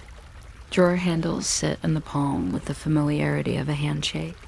The top surface of the cabinet collects very small objects that must not be there: paper clips, a button that parted from its shirt, a note reading "back in 5" that stayed for years. The cabinet's feet make square impressions in the carpet that outlast rearrangements. On inventory week, 2 librarians count cards in pairs like knitters counting stitches, one for the author drawer, one for the title drawer, together a small algorithm powered by thermos tea. At the holiday party, someone ties a ribbon around the end of row C, and row C looks festive without changing its work. On a day when the heat clanks loudly, the followers are nudged without a plan, and a whispery chorus of cards sifts forward, exactly synchronized with no one except themselves. Eventually, the drawers retired with dignity. Some moved to the basement and guarded maps. Some became end tables in the homes of people prone to bringing home orphan furniture. A few were sold, and their empty slots received postcards from the afterlife, now holding spices. One cabinet confessed with no shame at all. Now a home for screws, another reported proudly. Now a dresser for doll clothes, wrote a drawer that had never once in its service life judged anyone. The digital catalog learned to spell accents with a button. It learned to link to images and tables of contents. It learned that people type with coffee nearby. Yet even the screen carried ancestral manners, authors, titles, subjects, the same 3 doors into the same house. Those who had known the drawers still alphabetized their thoughts by habit. To this day, when people write down a call number on a scrap of paper, they make the numbers line up like soldiers on parade, exposed to rain, loyal to the march. The pencil sometimes remembers the shape of a drawer handle and darkens its graphite just a little. If you're still listening, your breathing probably matches the pace of a drawer sliding slowly home. Perhaps you can feel the spring of the follower block, just a gentle pressure saying, yes, we'll keep these cards upright, we'll keep the past from slouching. The room is quiet, the varnish is warm, and the alphabet is sleepy but alert. The rules do not demand, they suggest. You know where to look. You know how to find fog, or love, or herring culinary uses, or umbrellas etiquette, which is a subject that genuinely exists somewhere, probably orange with a green tab. The cabinets never did try to surprise you. They preferred you to leave knowing something steady, like the fact that MC and Mac are usually friends, or that and get along just fine, or that history is mostly drawers full of names we can put our fingers on one at a time. If your eyes are heavy, let them close in alphabetical order, left then right, A then Z, with a brief stop around M for maybe tomorrow. The rod will keep everything in place while you drift. The follower will do the rest. The cards will wait, which is what they were always impressively good at. And when you wake, they will still be sorted, still patient, still ready to point quietly toward whatever you meant to find next, which may simply be the kitchen and a glass of water, and the pleasing knowledge that somewhere a cabinet still smells like old paper and promises. You might not expect the exact length of the lamplighter's pole to tell you anything important about a city's dreams, but in the 18th century, it quietly did.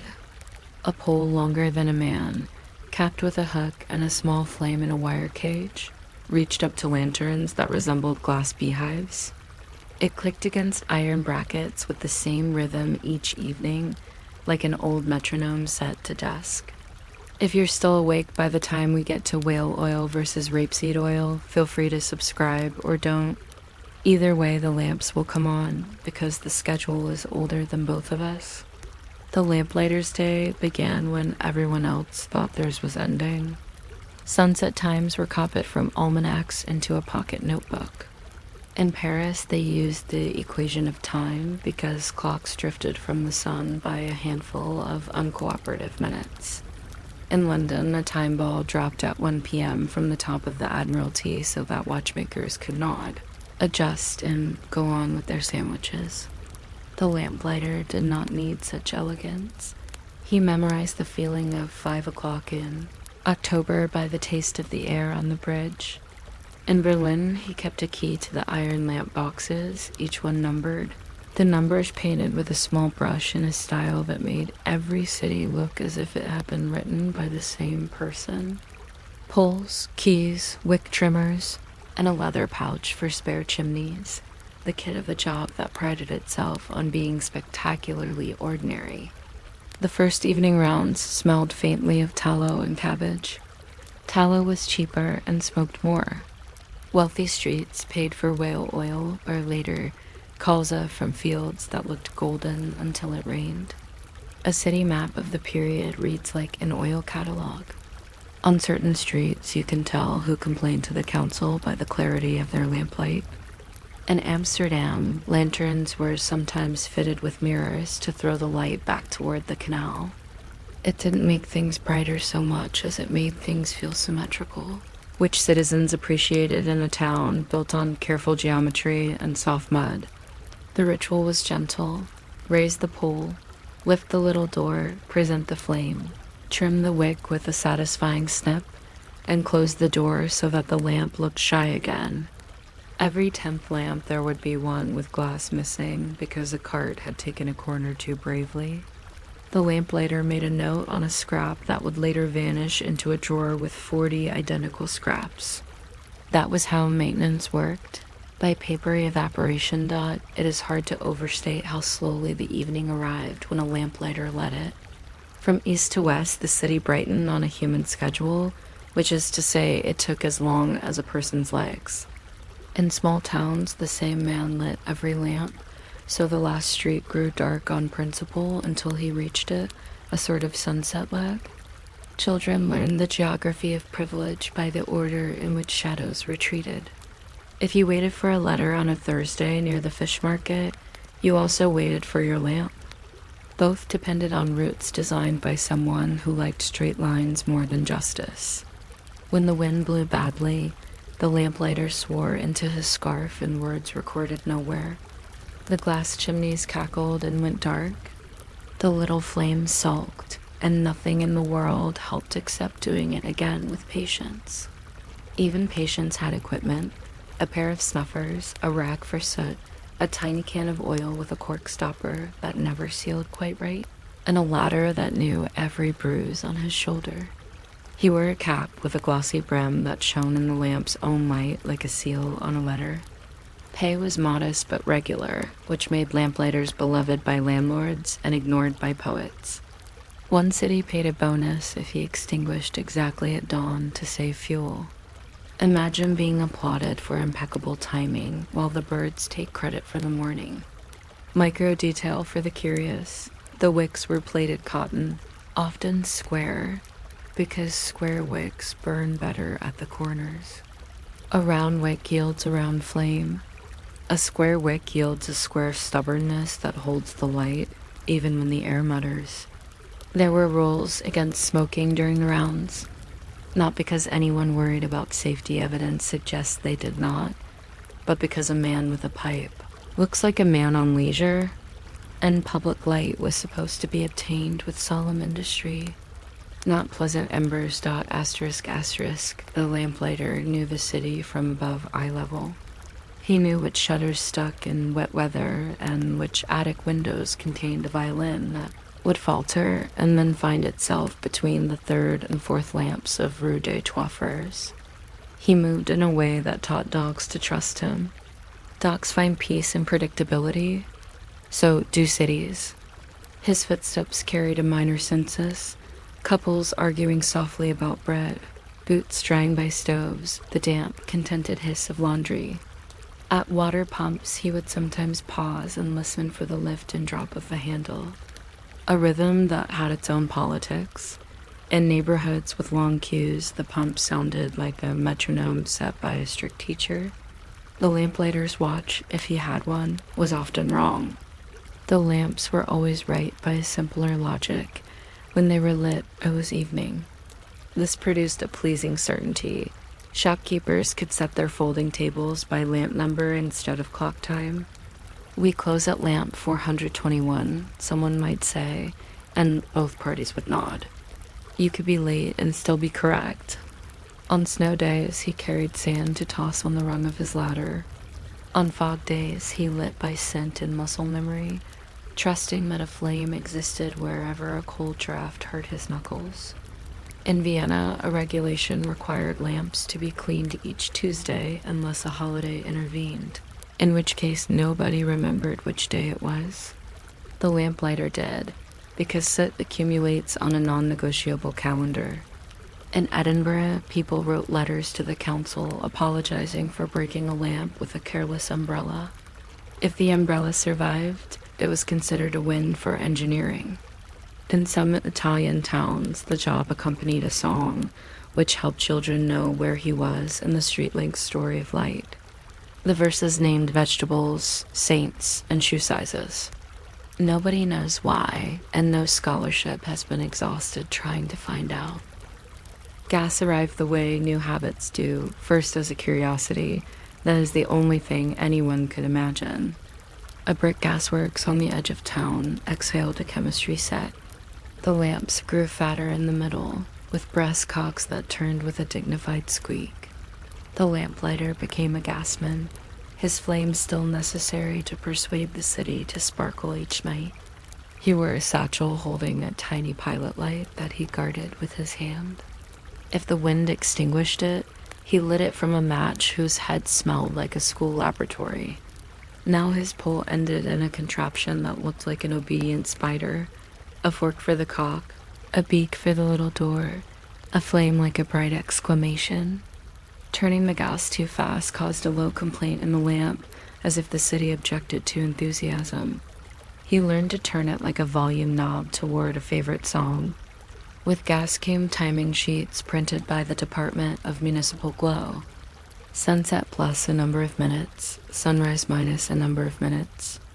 Someone had calculated the difference and put it in a chart that looked satisfyingly like a multiplication table.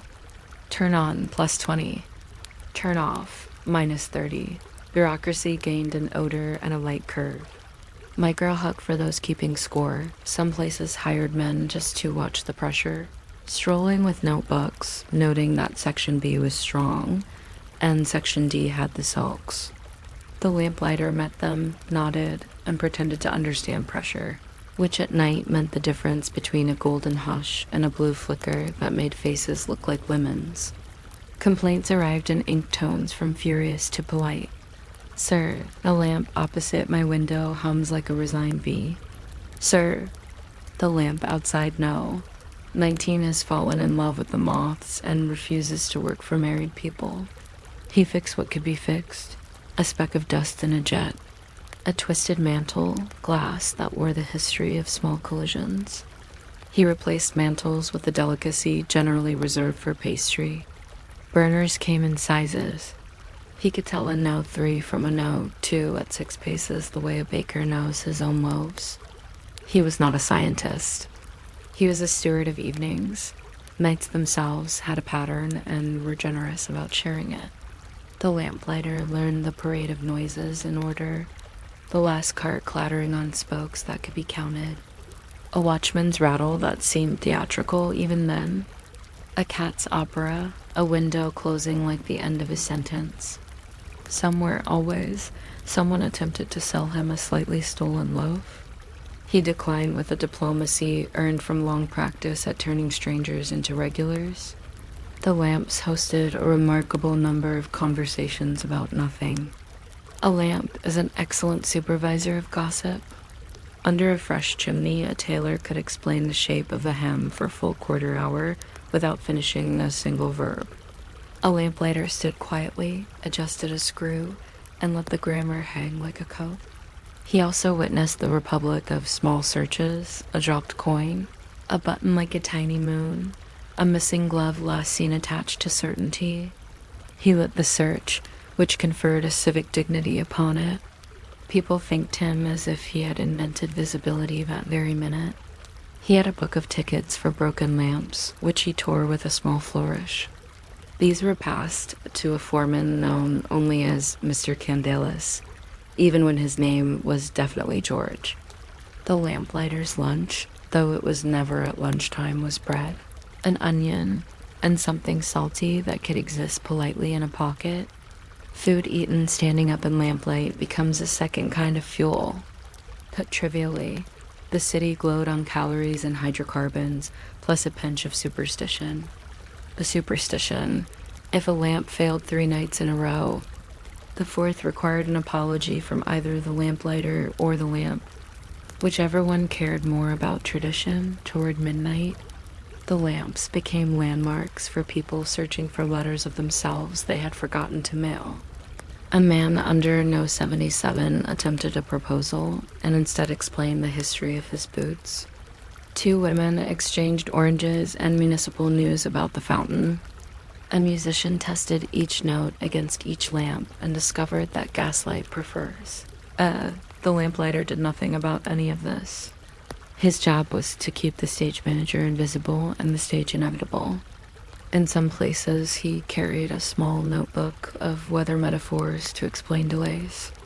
Wind behaved extravagantly, he might write, or missed injured negotiations with the lane.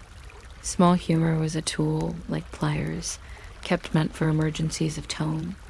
Dogs still loved him, perhaps more now, because gas dripped infinitesimal scents onto the air, and dogs admire complexity they can smell. He tucked biscuits in his pocket to distribute along the route. This was not in any ordinance, which is exactly why it works so well. The cartridge of the city's night unwound steadily. On nights when the moon performed competently, people noticed the lamps less and loved them more. The lamplighter accepted this with professional serenity. If you depend on gratitude, you have chosen the wrong subsection of fire. Asterisk dawn is where his craft turned into thrift. He returned on soft feet, reversing the evening 1 lamp at a time, like a librarian reshelving volumes of brightness. He turned the cock, the flame bowed out, the lamp kept its dignity. In some towns, a whistle announced the off-round. Citizens pretended not to hear it. Early buses yawned awake. Horses shook their harness bells as if they were testing whether morning was genuine. He wrote small sums in a ledger, chimneys cleaned, jets cleared, times compared. In the gas era, accounting acquired an audience. The city fathers enjoyed columns of numbers the way gardeners enjoy rows of beans. He enjoyed breakfast, which had the reliable joy of a proven theorem, tea that resembled persistence, and bread that did its job without remark. If he had sons, they briefly considered being lamplighters, and then became something else that sounded brighter at parties.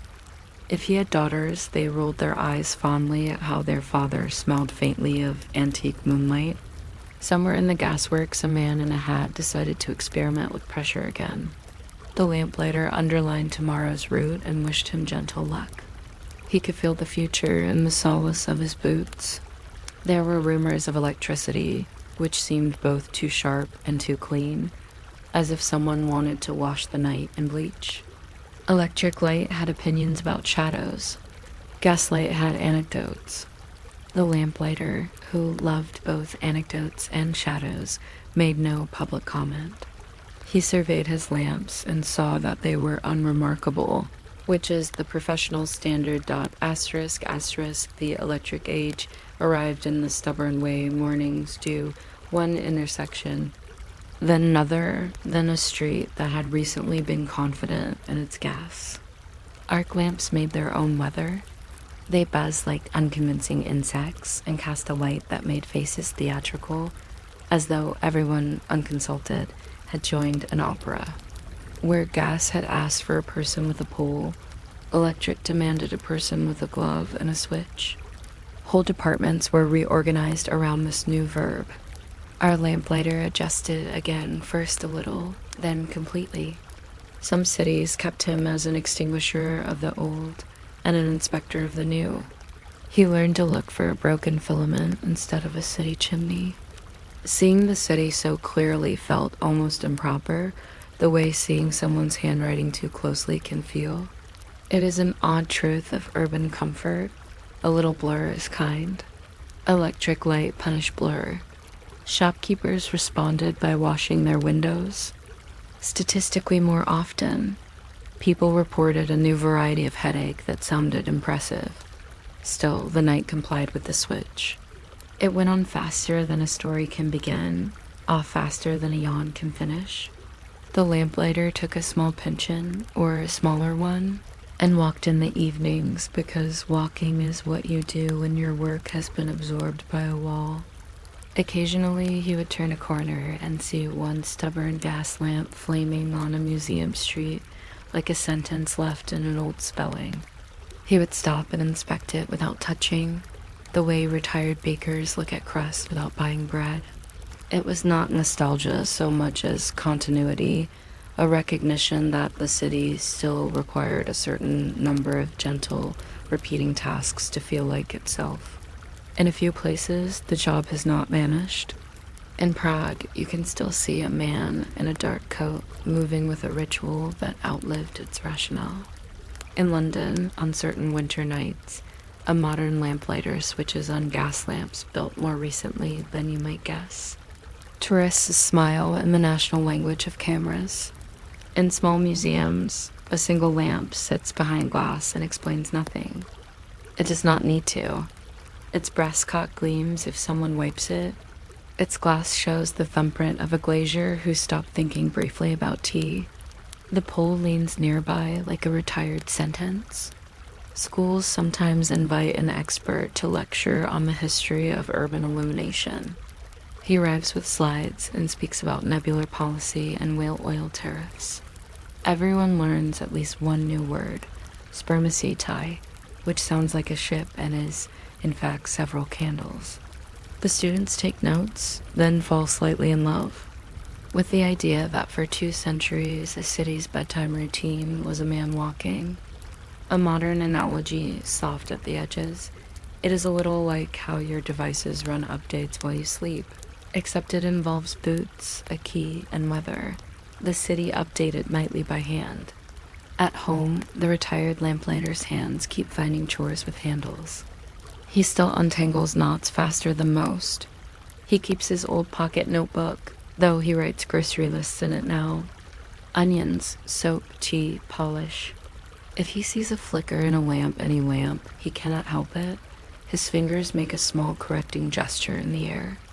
On a good evening, he sits by a window through which the city presents him with its updated version of night. Cars write their blunt punctuation, neon wears its optimism. Windows glow with small private weather. Somewhere someone looks up the time of sunset in an app, which is an almanac that learned to sit down. The retired lamplighter smiles and eats his bread slowly because he always did. He knows something comforting and useless, that there are, in any given evening, exactly as many errands in a city as there are lamps to accompany them, even if the lamps are imaginary. You can measure a place by how it chooses to be visible. A person, too. If you're still with me and perhaps you're drifting, consider a tiny final absurdity. Cities once budgeted for summer darkness and winter darkness, as if they were two separate commodities, which in a way they were shadows with different manners. Summer darkness travels lightly, winter darkness carries bags. The lamplighter offered the same service to both with the equanimity of a clerk stamping passports. He stood beneath a lamp and made evening official, then returned and made morning available. The rest of us proceeded to forget this on purpose, which is one of civilization's quiet superpowers. We forgot that night is a thing you light by hand. We forgot that lamps have numbers like school children. We forgot the exact squeak of a brass cock turned just enough and no more. That forgetting is not a failure, it is a feather bed. The memory stays in odd places, in the way a child counting streetlights on a long drive waits for a pattern that no longer exists, or in the way we say a neighborhood is well lit, as if light were a manner, not a measurement. Every city remains slightly indebted to the men and women who once taught it to glow at the pace of footsteps. Somewhere, surely, a pole still leans in a corner, patient as dusk. And when the window loses its reflection and keeps only the world, outside, the habit of looking for that first small, reliable flame returns for a moment and then goes, as sleep does, obediently. You might not expect a tiny oval hole punched at the bottom of a 4x6 card to hold together the memory of an entire city's reading habits, but for about a century it did.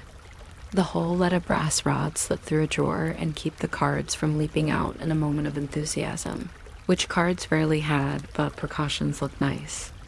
If you're still awake when we get to the debate over whether to file "they" as a meaningful word, you can subscribe or not. The cards will line up politely either way. The first thing you notice is the sound.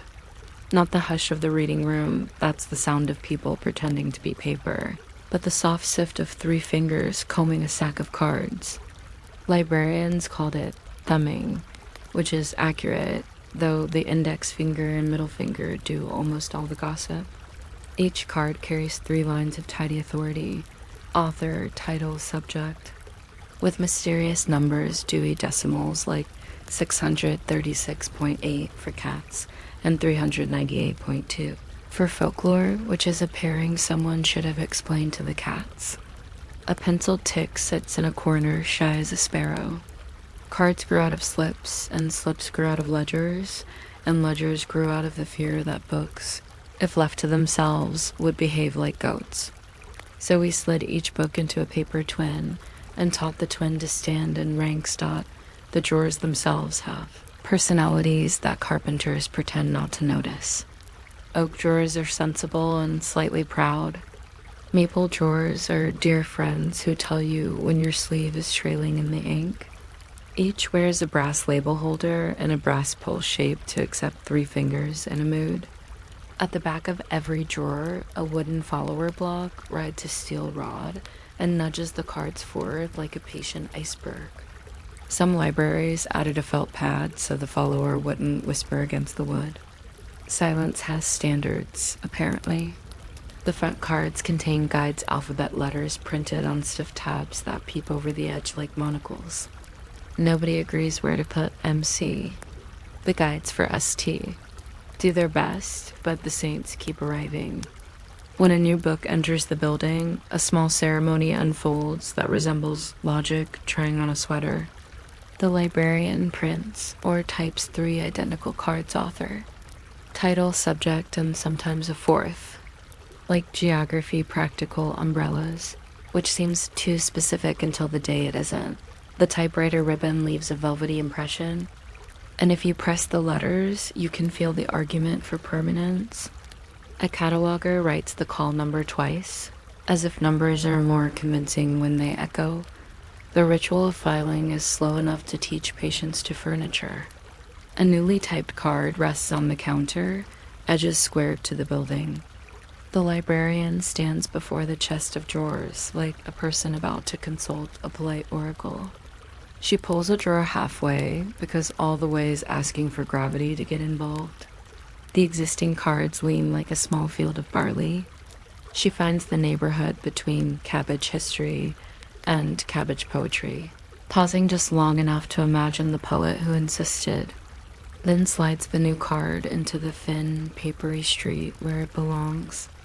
A pencil dot may be placed discreetly to mark where a colleague should proof the spelling of a place whose vowels have ambitions.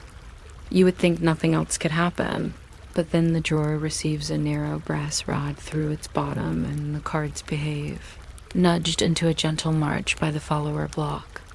This rod is the calmest kind of authority. When a researcher, in a burst of keenness, tries to withdraw an entire sheath, the rod says, one at a time if we're being civilized. This is not bureaucracy. It's choreography dot because drawers are physical, design matters in ways that software never has to learn. Catalog trays have a stop built in so they can rest on the countertop without leaping. The wood along the lip wears down over years into a satin proof, but countless questions have arrived and been granted a palpable, perhaps over here. Labels change too. Early drawers had labels typed in capitals because the alphabet looked more official and uniform. Later ones used small caps for tenderness. The scuffed brass holds a ghost of every previous word, like a palimpsest that insists on continuity, biography over lives, over men famous, over a pencil line from a librarian who decided fame was too messy to catalog. That line remains, like a whisper about what not to do next time. Readers approach the catalog as if it were a lake you can wade into from any shore. Some start with author, others plunge through subject. A few take the title approach and discover there are more books called Introduction than anyone will admit. The drawers are heavy after lunch and light before it. Coats shuffle on hooks. The smell of paste that belongs to old bindings makes a person think of school, even if school occurred in another century. Micro fact if you like such things. The Library of Congress cards came in printed sets you could order by mail the way one orders socks, then cut and file them, which gave the smaller library a feeling of warm alignment with Washington, D.C., as if it and the Capitol both agreed on how to spell archaeology. Archaeology and archaeology have a long relationship based on mutually respectful sighing. The guides suffer them both. Curious readers develop a tiny catalog posture. The left hand studies the card in front, the right hand performs the sift, and the head tilts enough to lengthen the neck, which the body interprets as time well spent. Eyes move the way a trout moves in water, mostly still, with sudden precision. People search for curious items, chimneys etiquette, say, or whistling social aspects, and are gently astonished when the catalog replies not with mockery, but with a number. Numbers are a kindness in a world of opinions. A call number is like a well-bred address. It tells you where to knock, and often who will answer. The answer, of course, is a book trying not to look pleased with itself.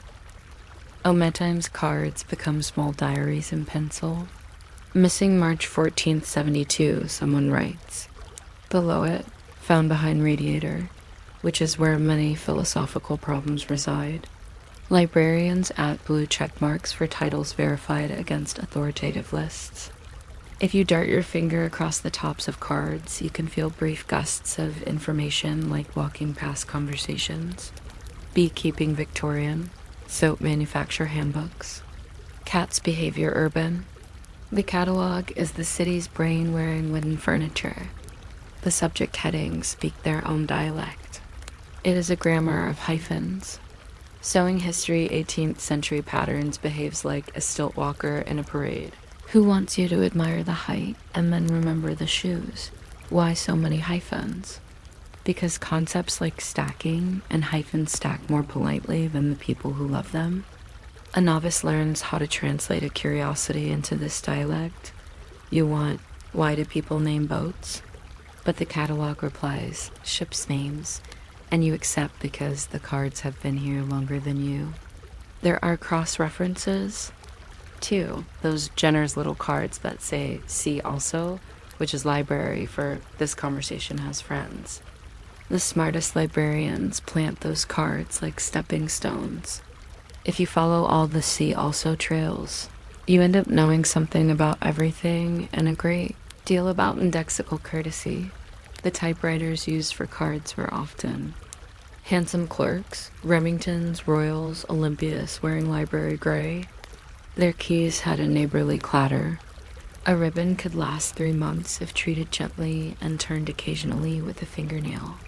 Cards bore the indentations of capital letters as if hit by orderly rain. Sometimes a smudge persists where a comma thought about being a period. Catalogers had erasers the size and color of blush, shaped like telephones or tombstones, and with patient work they could remove a mistake without leaving a hole, which is nearly a moral philosophy. Penciled diacritics, tildes, and dots, and little hats mark names that refused to become easy. The catalog respected every accent as if it were a national flag on a toothpick. No one hurried, and because no one hurried, fewer things had to be done twice, which felt like a revelation that remained private inside the building. A small dispute lives in every catalog about what to do with the A and N. Some libraries file the cathedrals of England under cathedrals, preferring to pretend the definite article is a mood, not a word. Others keep the as if it were a stern ant and file accordingly. The compromise creates a miniature ecology of expectation. Old readers do one thing and new readers do another. Both eventually find the book, and both tell their friends the method was obvious. In every method there is a hedge for the differing. Catalog cards perform this diplomacy with a patience that would embarrass legislatures. Occasionally something dramatic happens, but only on the scale of stationery. A drawer sticks on a humid day, and 2 readers collaborate to free it, one at the back wiggling the follower, one at the front offering encouragement in whispers. A card goes missing and is discovered elsewhere, having slid for a short holiday into cabbage poetry. A child, daring and perfectly visible, replaces the M guide behind N just to see what a library will do. A librarian restores it with a look that expresses both forgiveness and the evolutionary history of order. There is a rubber stamp that says withdrawn, and it finds its way onto cards when books vanish more permanently than seems romantic. The stamp looks final, but nothing in a library is final. It is all negotiation with time. Then there is the daily exhalation called shelf reading. A patron writes down a call number from the card courteously, in pencil, and vanishes into the stacks, and the stacks receive them the way tall grass receives a cat. If they return with a book, the card sighs inwardly. Its purpose has been honored. If they do not, the card waits without complaint. Cards are good at waiting, and at hope, which resembles waiting but needs the air a little. The catalog is not only a map, it is also a clock that runs on the medium pace of human curiosity. Around mid-afternoon, biographies experience a small rush as ambitions check their hair. Close to closing time, one particular drawer cookery enjoys a discreet flurry as dinners require footnotes. When the university's term begins, the philosophy drawers get visited by students prepared to argue with paper. In winter, the local history drawer receives woolen gloves in gratitude. Catalogs learn the seasons without needing weather. Everything changes, of course, because librarians read both the past and the future and refuse to be surprised by either. Microfilm cabinets arrived with drawers that hummed, like the card catalog's cousins who owned minor appliances. Then computers arrived. Displays lured readers with bright letters that didn't smudge. A printer produced paper slips that looked official in a way wholesome wood never tried to. You could search from a desk by typing, which made eyebrows rise and then stay where they were. Card catalogs were not offended. They were wooden professionals, and the profession was access. Still, the day came when drawers were sealed, first, with string and an apologetic note, then with moving labels and boxes. Some libraries gave the cabinets away to schools and patient citizens who used them to store screws, thread, seeds, feathers, or secrets. You can find retired card catalogs in hallways holding index cards that say only "thank you," as if the drawers still needed to file gratitude alphabetically. Asterisk, asterisk, but in the corners of many libraries, one set of drawers remains like a veteran who still enjoys wearing the old uniform on holidays. The cards inside are handsome survivors, records of books that still might be found, also records of the time when listing a thing felt exactly as honorable as making a thing. A child pulls a drawer and meets the logic of 2 centuries. The brass pull fits new fingers exactly. The child performs a sift, learns that letters are both strict and relaxed, and looks up with a face that says, "It works." Seeing that, a librarian chooses not to throw anything away today. The past obligingly continues dot around the retired cabinets as small climate persists. Dust behaves politely. Light prefers the wood to the carpet. People lean against them to tie shoes, to write postcodes, to think about whether that counts as a word today. The drawers don't mind being furniture. They contain an entire profession that insisted usefulness is a kind of beauty. Someone pins to the side a photocopied chart of diacritics with little instructions about option E and option U, which are incantations of a later time. The chart looks like a temporary guest that began paying rent. If you have time and know, pleasantly, you do notice the way a card ages. The top edge curls slightly, like a wave that has decided not to break. Ink fades, but remains legible in winter light. Names of authors link arms across the decades. Scholars, novelists, pamphleteers, the person who self-published a modest argument about chickens. Each name earned a card through effort you can feel in your thumbnail. That is one quiet gift of the catalog. It equalizes ambition in a drawer 1 inch deep. Kings Live beside chimney sweeps, both answer to the same number line. No one minds. Over in the staff area, a box of blank cards sits next to the last working typewriter in case. New books no longer need them, but interlibrary loans occasionally arrive like a telegram from the past and want a place to sit formally. A librarian, grateful for the excuse, types one more card. She centers the title with that delicate space bar dance the machine demands. The bell dings at the margin.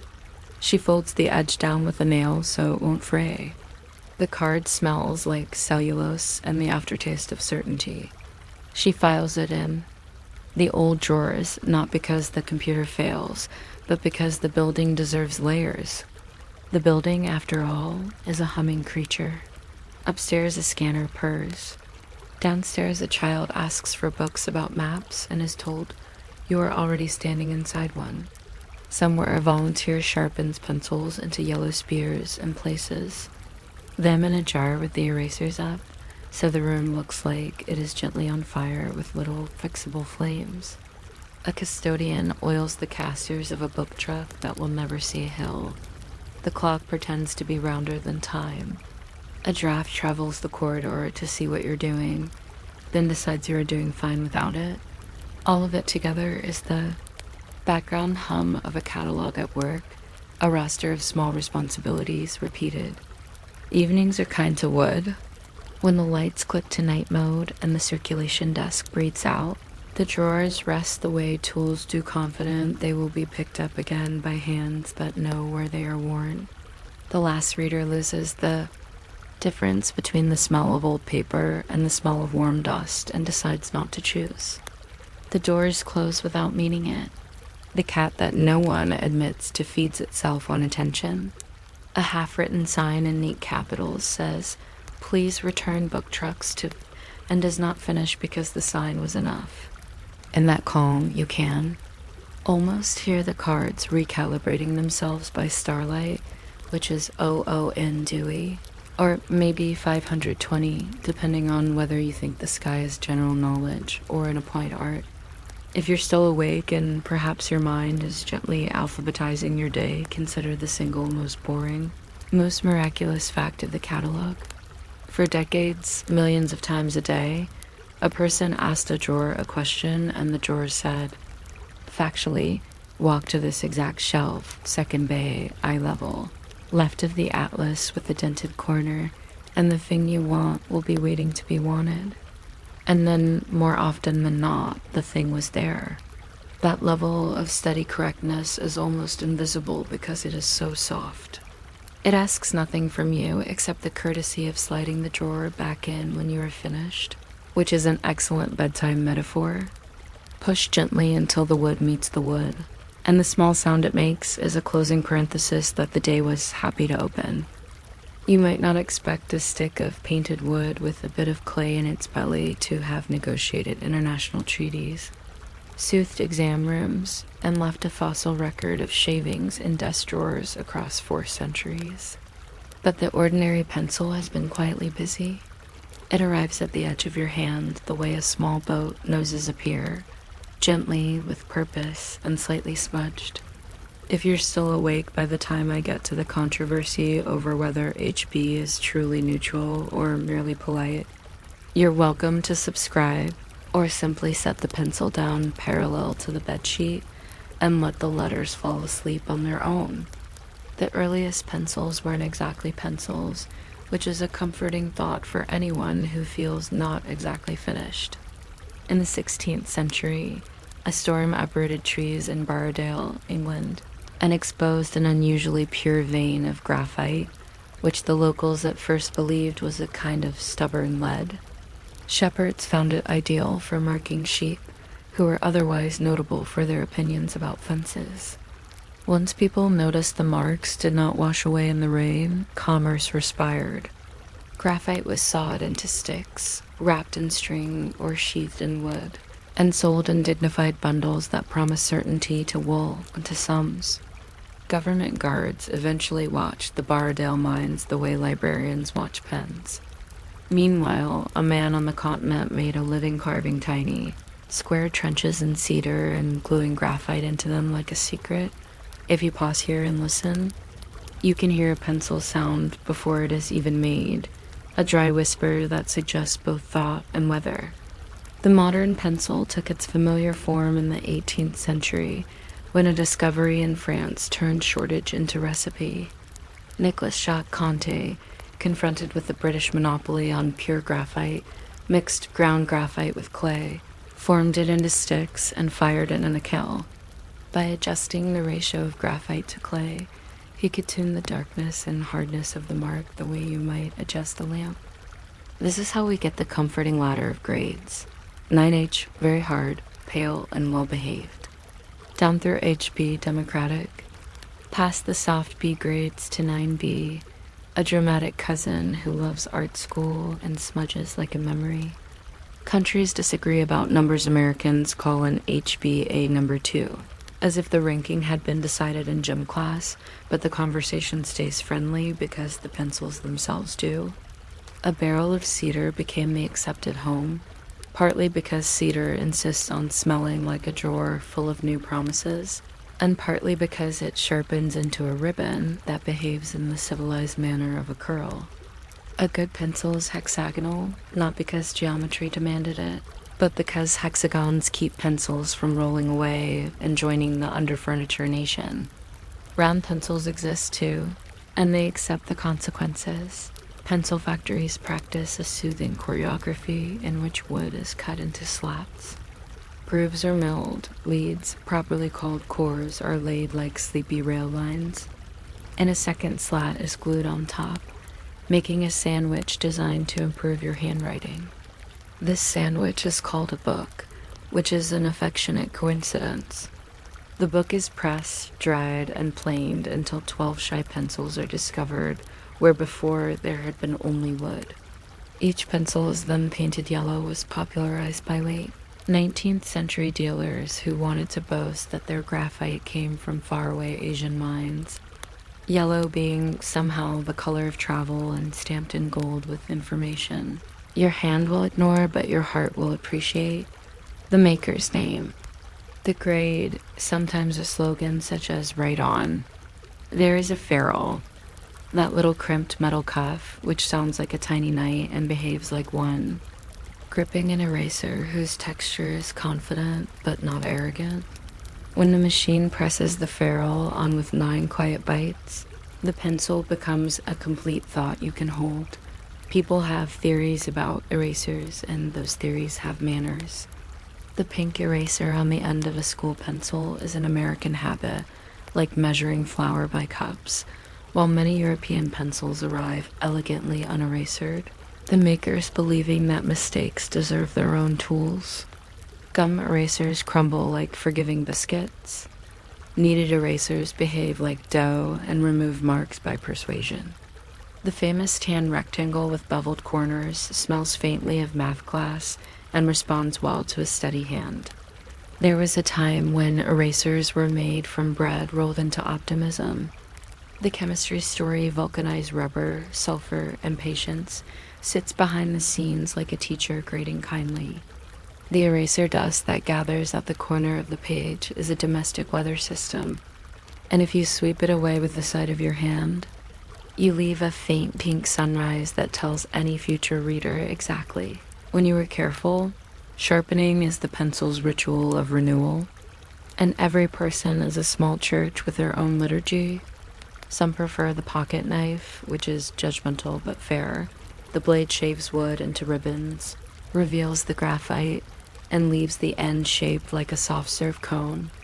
Others favor the desk-mounted crank sharpener, that patriotic machine with a handle you turn as if powering the classroom. It grips the pencil with a little metal embrace, then eats it in satisfying quiet bites until the bell-shaped receptacle is full of shavings, so pretty they look illegal to discard. Portable sharpeners are humble beetles that swallow a point and return it improved. Electric sharpeners hum as if they believe in efficiency and salaried weekends.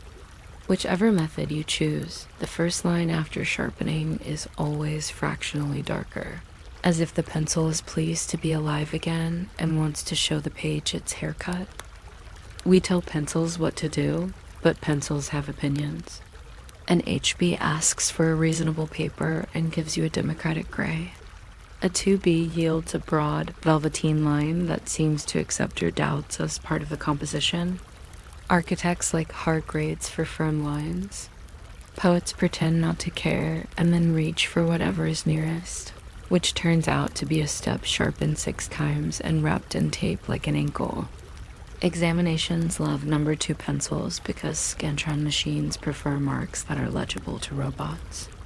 This is why the drawer of every household contains at least 3 number 2 salve, 2 of them imprinted with the name of a plumbing company, 1 bearing bite marks from the hour the dishwasher warranty was filled out. Teachers used to keep a coffee can filled with golf pencils small, unpretentious stubs whose mission is to exist in the moment, and this is as close as stationery comes to Zen. Somewhere, in a conference room, a bowl of branded pencils celebrates a holiday called Take What You Need. The pencil's enemies are water, fire, and overconfidence. In a downpour, the marks will soldier on, becoming faint and romantic. In fire, they become history too quickly.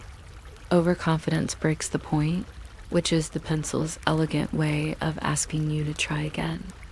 The lead inside, although we still call it lead to honor a centuries-long misunderstanding, is just graphite, which is pure carbon arranged in sheets so willing to slide that they resemble social grace. When graphite meets paper, tiny flakes shear off and sit in the paper's valleys like contented cats. Those flakes reflect light. This is why pencil lines have a sheen if you tilt the page toward the window. In museums, conservators treat pencil lines as trustworthy elders, more stable than many inks, less argumentative than paints. Leonardo's notebooks contain the ancestors of our grocery lists, and the family resemblance is soothing. Office life once relied on pencils the way sailors rely on rope. Ledger clerks rotated two on the blotter, one sharpened to diplomacy, the other to cross-hatching, and a third in the drawer for emergencies like arithmetic. The carpenter's pencil flat so it won't roll off a roof draws lines, on timber with the practical authority of someone who has been outdoors since dawn. The surveyor's pencil wears a scale on its side and explains the world to itself 1,000 feet at a time. The copyist's pencil, indelible, could be licked at the tip to darken the mark, a habit that makes archivists nervous today but once made business feel official. Crossword solvers divide into camps: pencil for humility, ink for bravado, both of which finish the puzzle eventually and forget to brag. The editorial pencil is blue and writes nitrogen monoxide in a way that still wants you to succeed. It is essentially a coach. Many of us maintain a private stock of favorites. There's the yellow number 2 of school days, reliable as tap water. There's the glossy black pencil, surname Matt, whose paint looks like midnight and whose point writes like a well-behaved cloud. There is the butter yellow European with a silent confidence that suggests it once studied Latin. There are colored pencils and tins that promise a childhood, richer than yours, and then keep the promise the moment you make a tree with a sky behind it. There is the archival drafting pencil with a removable cap over the eraser, a cap so tiny and polished that losing it feels like losing a thought, and finding it again in the carpet feels like a minute's good luck. There is the mechanical pencil, which is an admission that sometimes we want the point to last as long as the day. It clicks like a soft metronome for decision-making. Mechanical pencils are a separate civilization with their own tiny laws. The 0.5 millimeters is a classic, fine enough for detail, stout enough for grocery lists. The 0.7 millimeters is forgiving, writing as if it were already late for something. There is a 0.3 millimeters beloved by people who draft perfection and then apologize for being particular. Leads arrive in plastic cases like candies that do not permit chewing. The eraser is a small cylinder that emerges nobly when twisted clockwise, as if volunteering for a mission. Students discover early that mechanical pencils can be field stripped into at least 6 parts, none of which are vital until they are missing. Engineers keep a favorite in a breast pocket, the way some people keep a photograph. The clip leaves a small, satisfying arc of wear on the pocket edge, a daily autograph of readiness. But wood-case pencils remain the tool that forgives tomorrow. They greet lists without complaint, diagrams without flourish, and letters with an optimism not attached to grammar.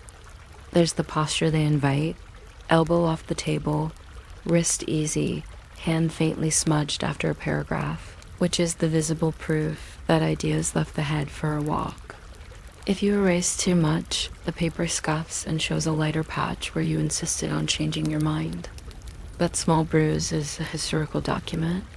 In the margins of library books, where you are not supposed to write, old readers left faint erasable notes in pencil, assuming that future readers would either thank them or undo them.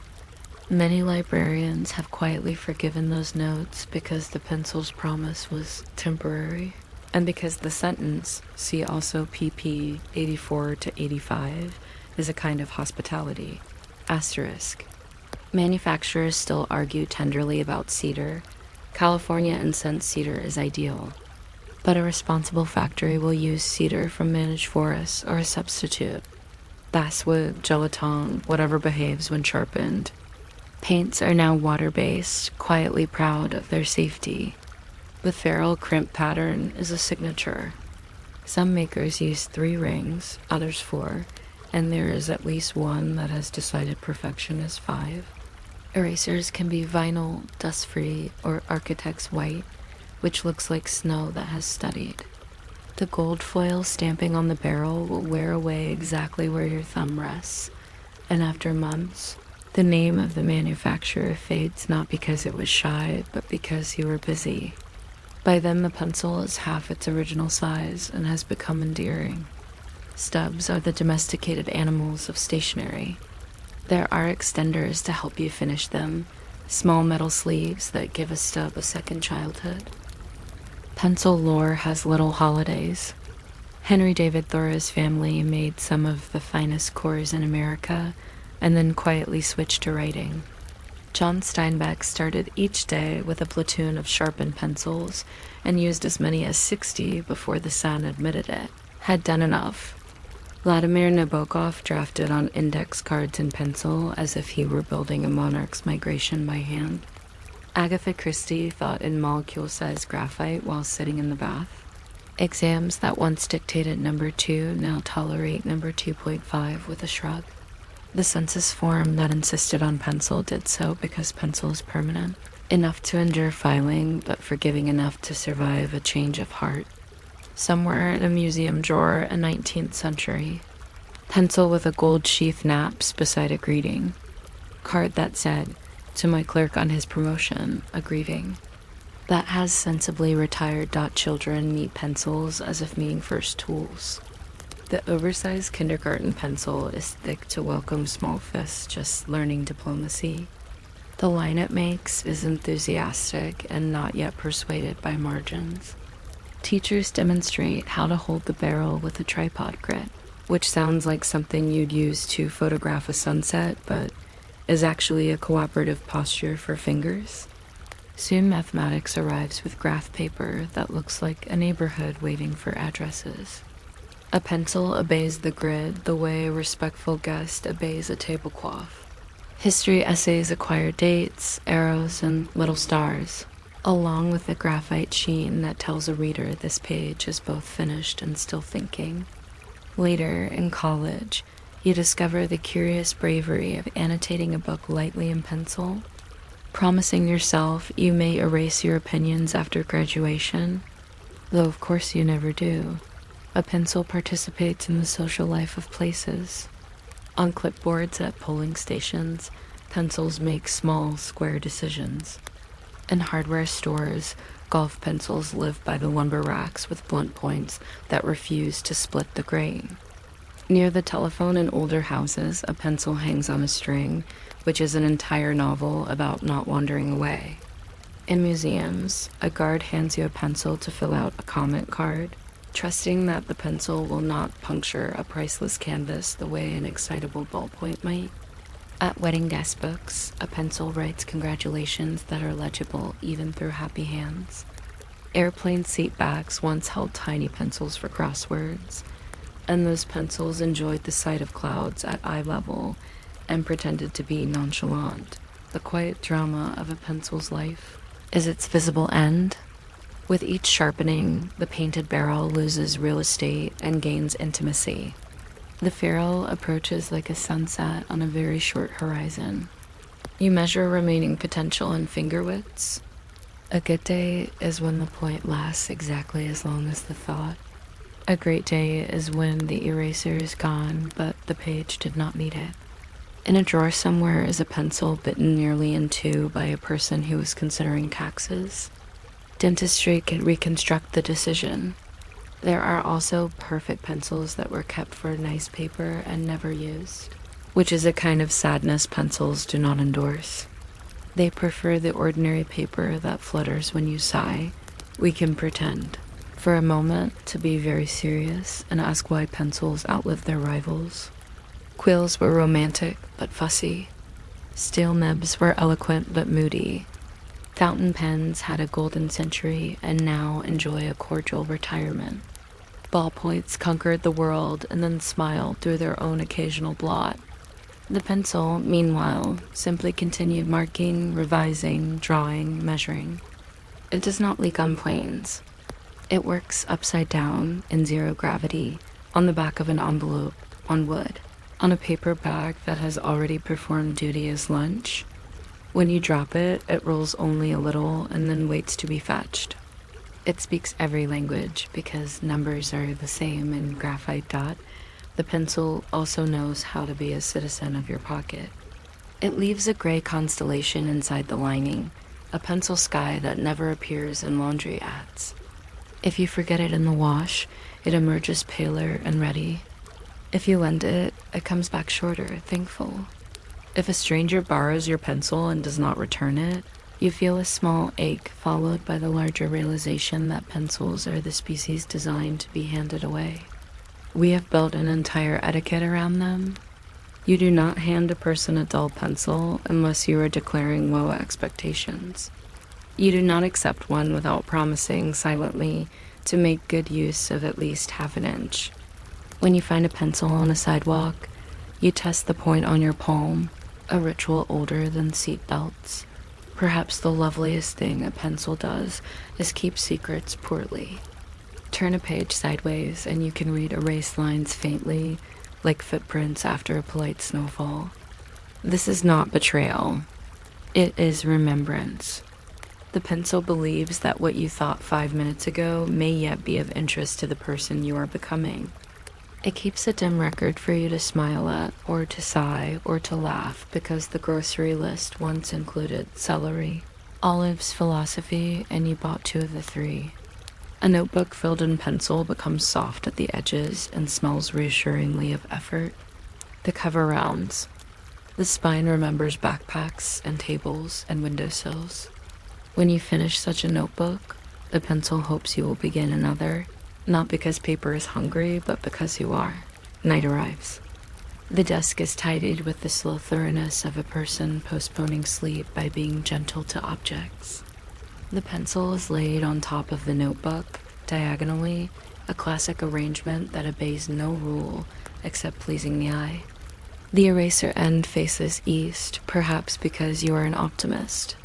Perhaps because that is where the next morning lives. In the quiet, if you listen very closely, you can hear the graphite settle infinitesimally in the cedar tunnel. A carbon hush that has been listening to human plans since the first storm toppled a tree and told a shepherd where to mark a sheep. You turn off the light. The pencil does not mind the dark. It thinks in lines either way. And if it dreams, the dream is simple. A point, a page, a hand arriving without hurry, and a small gray sentence that begins in exactly the right place and decides kindly when to stop.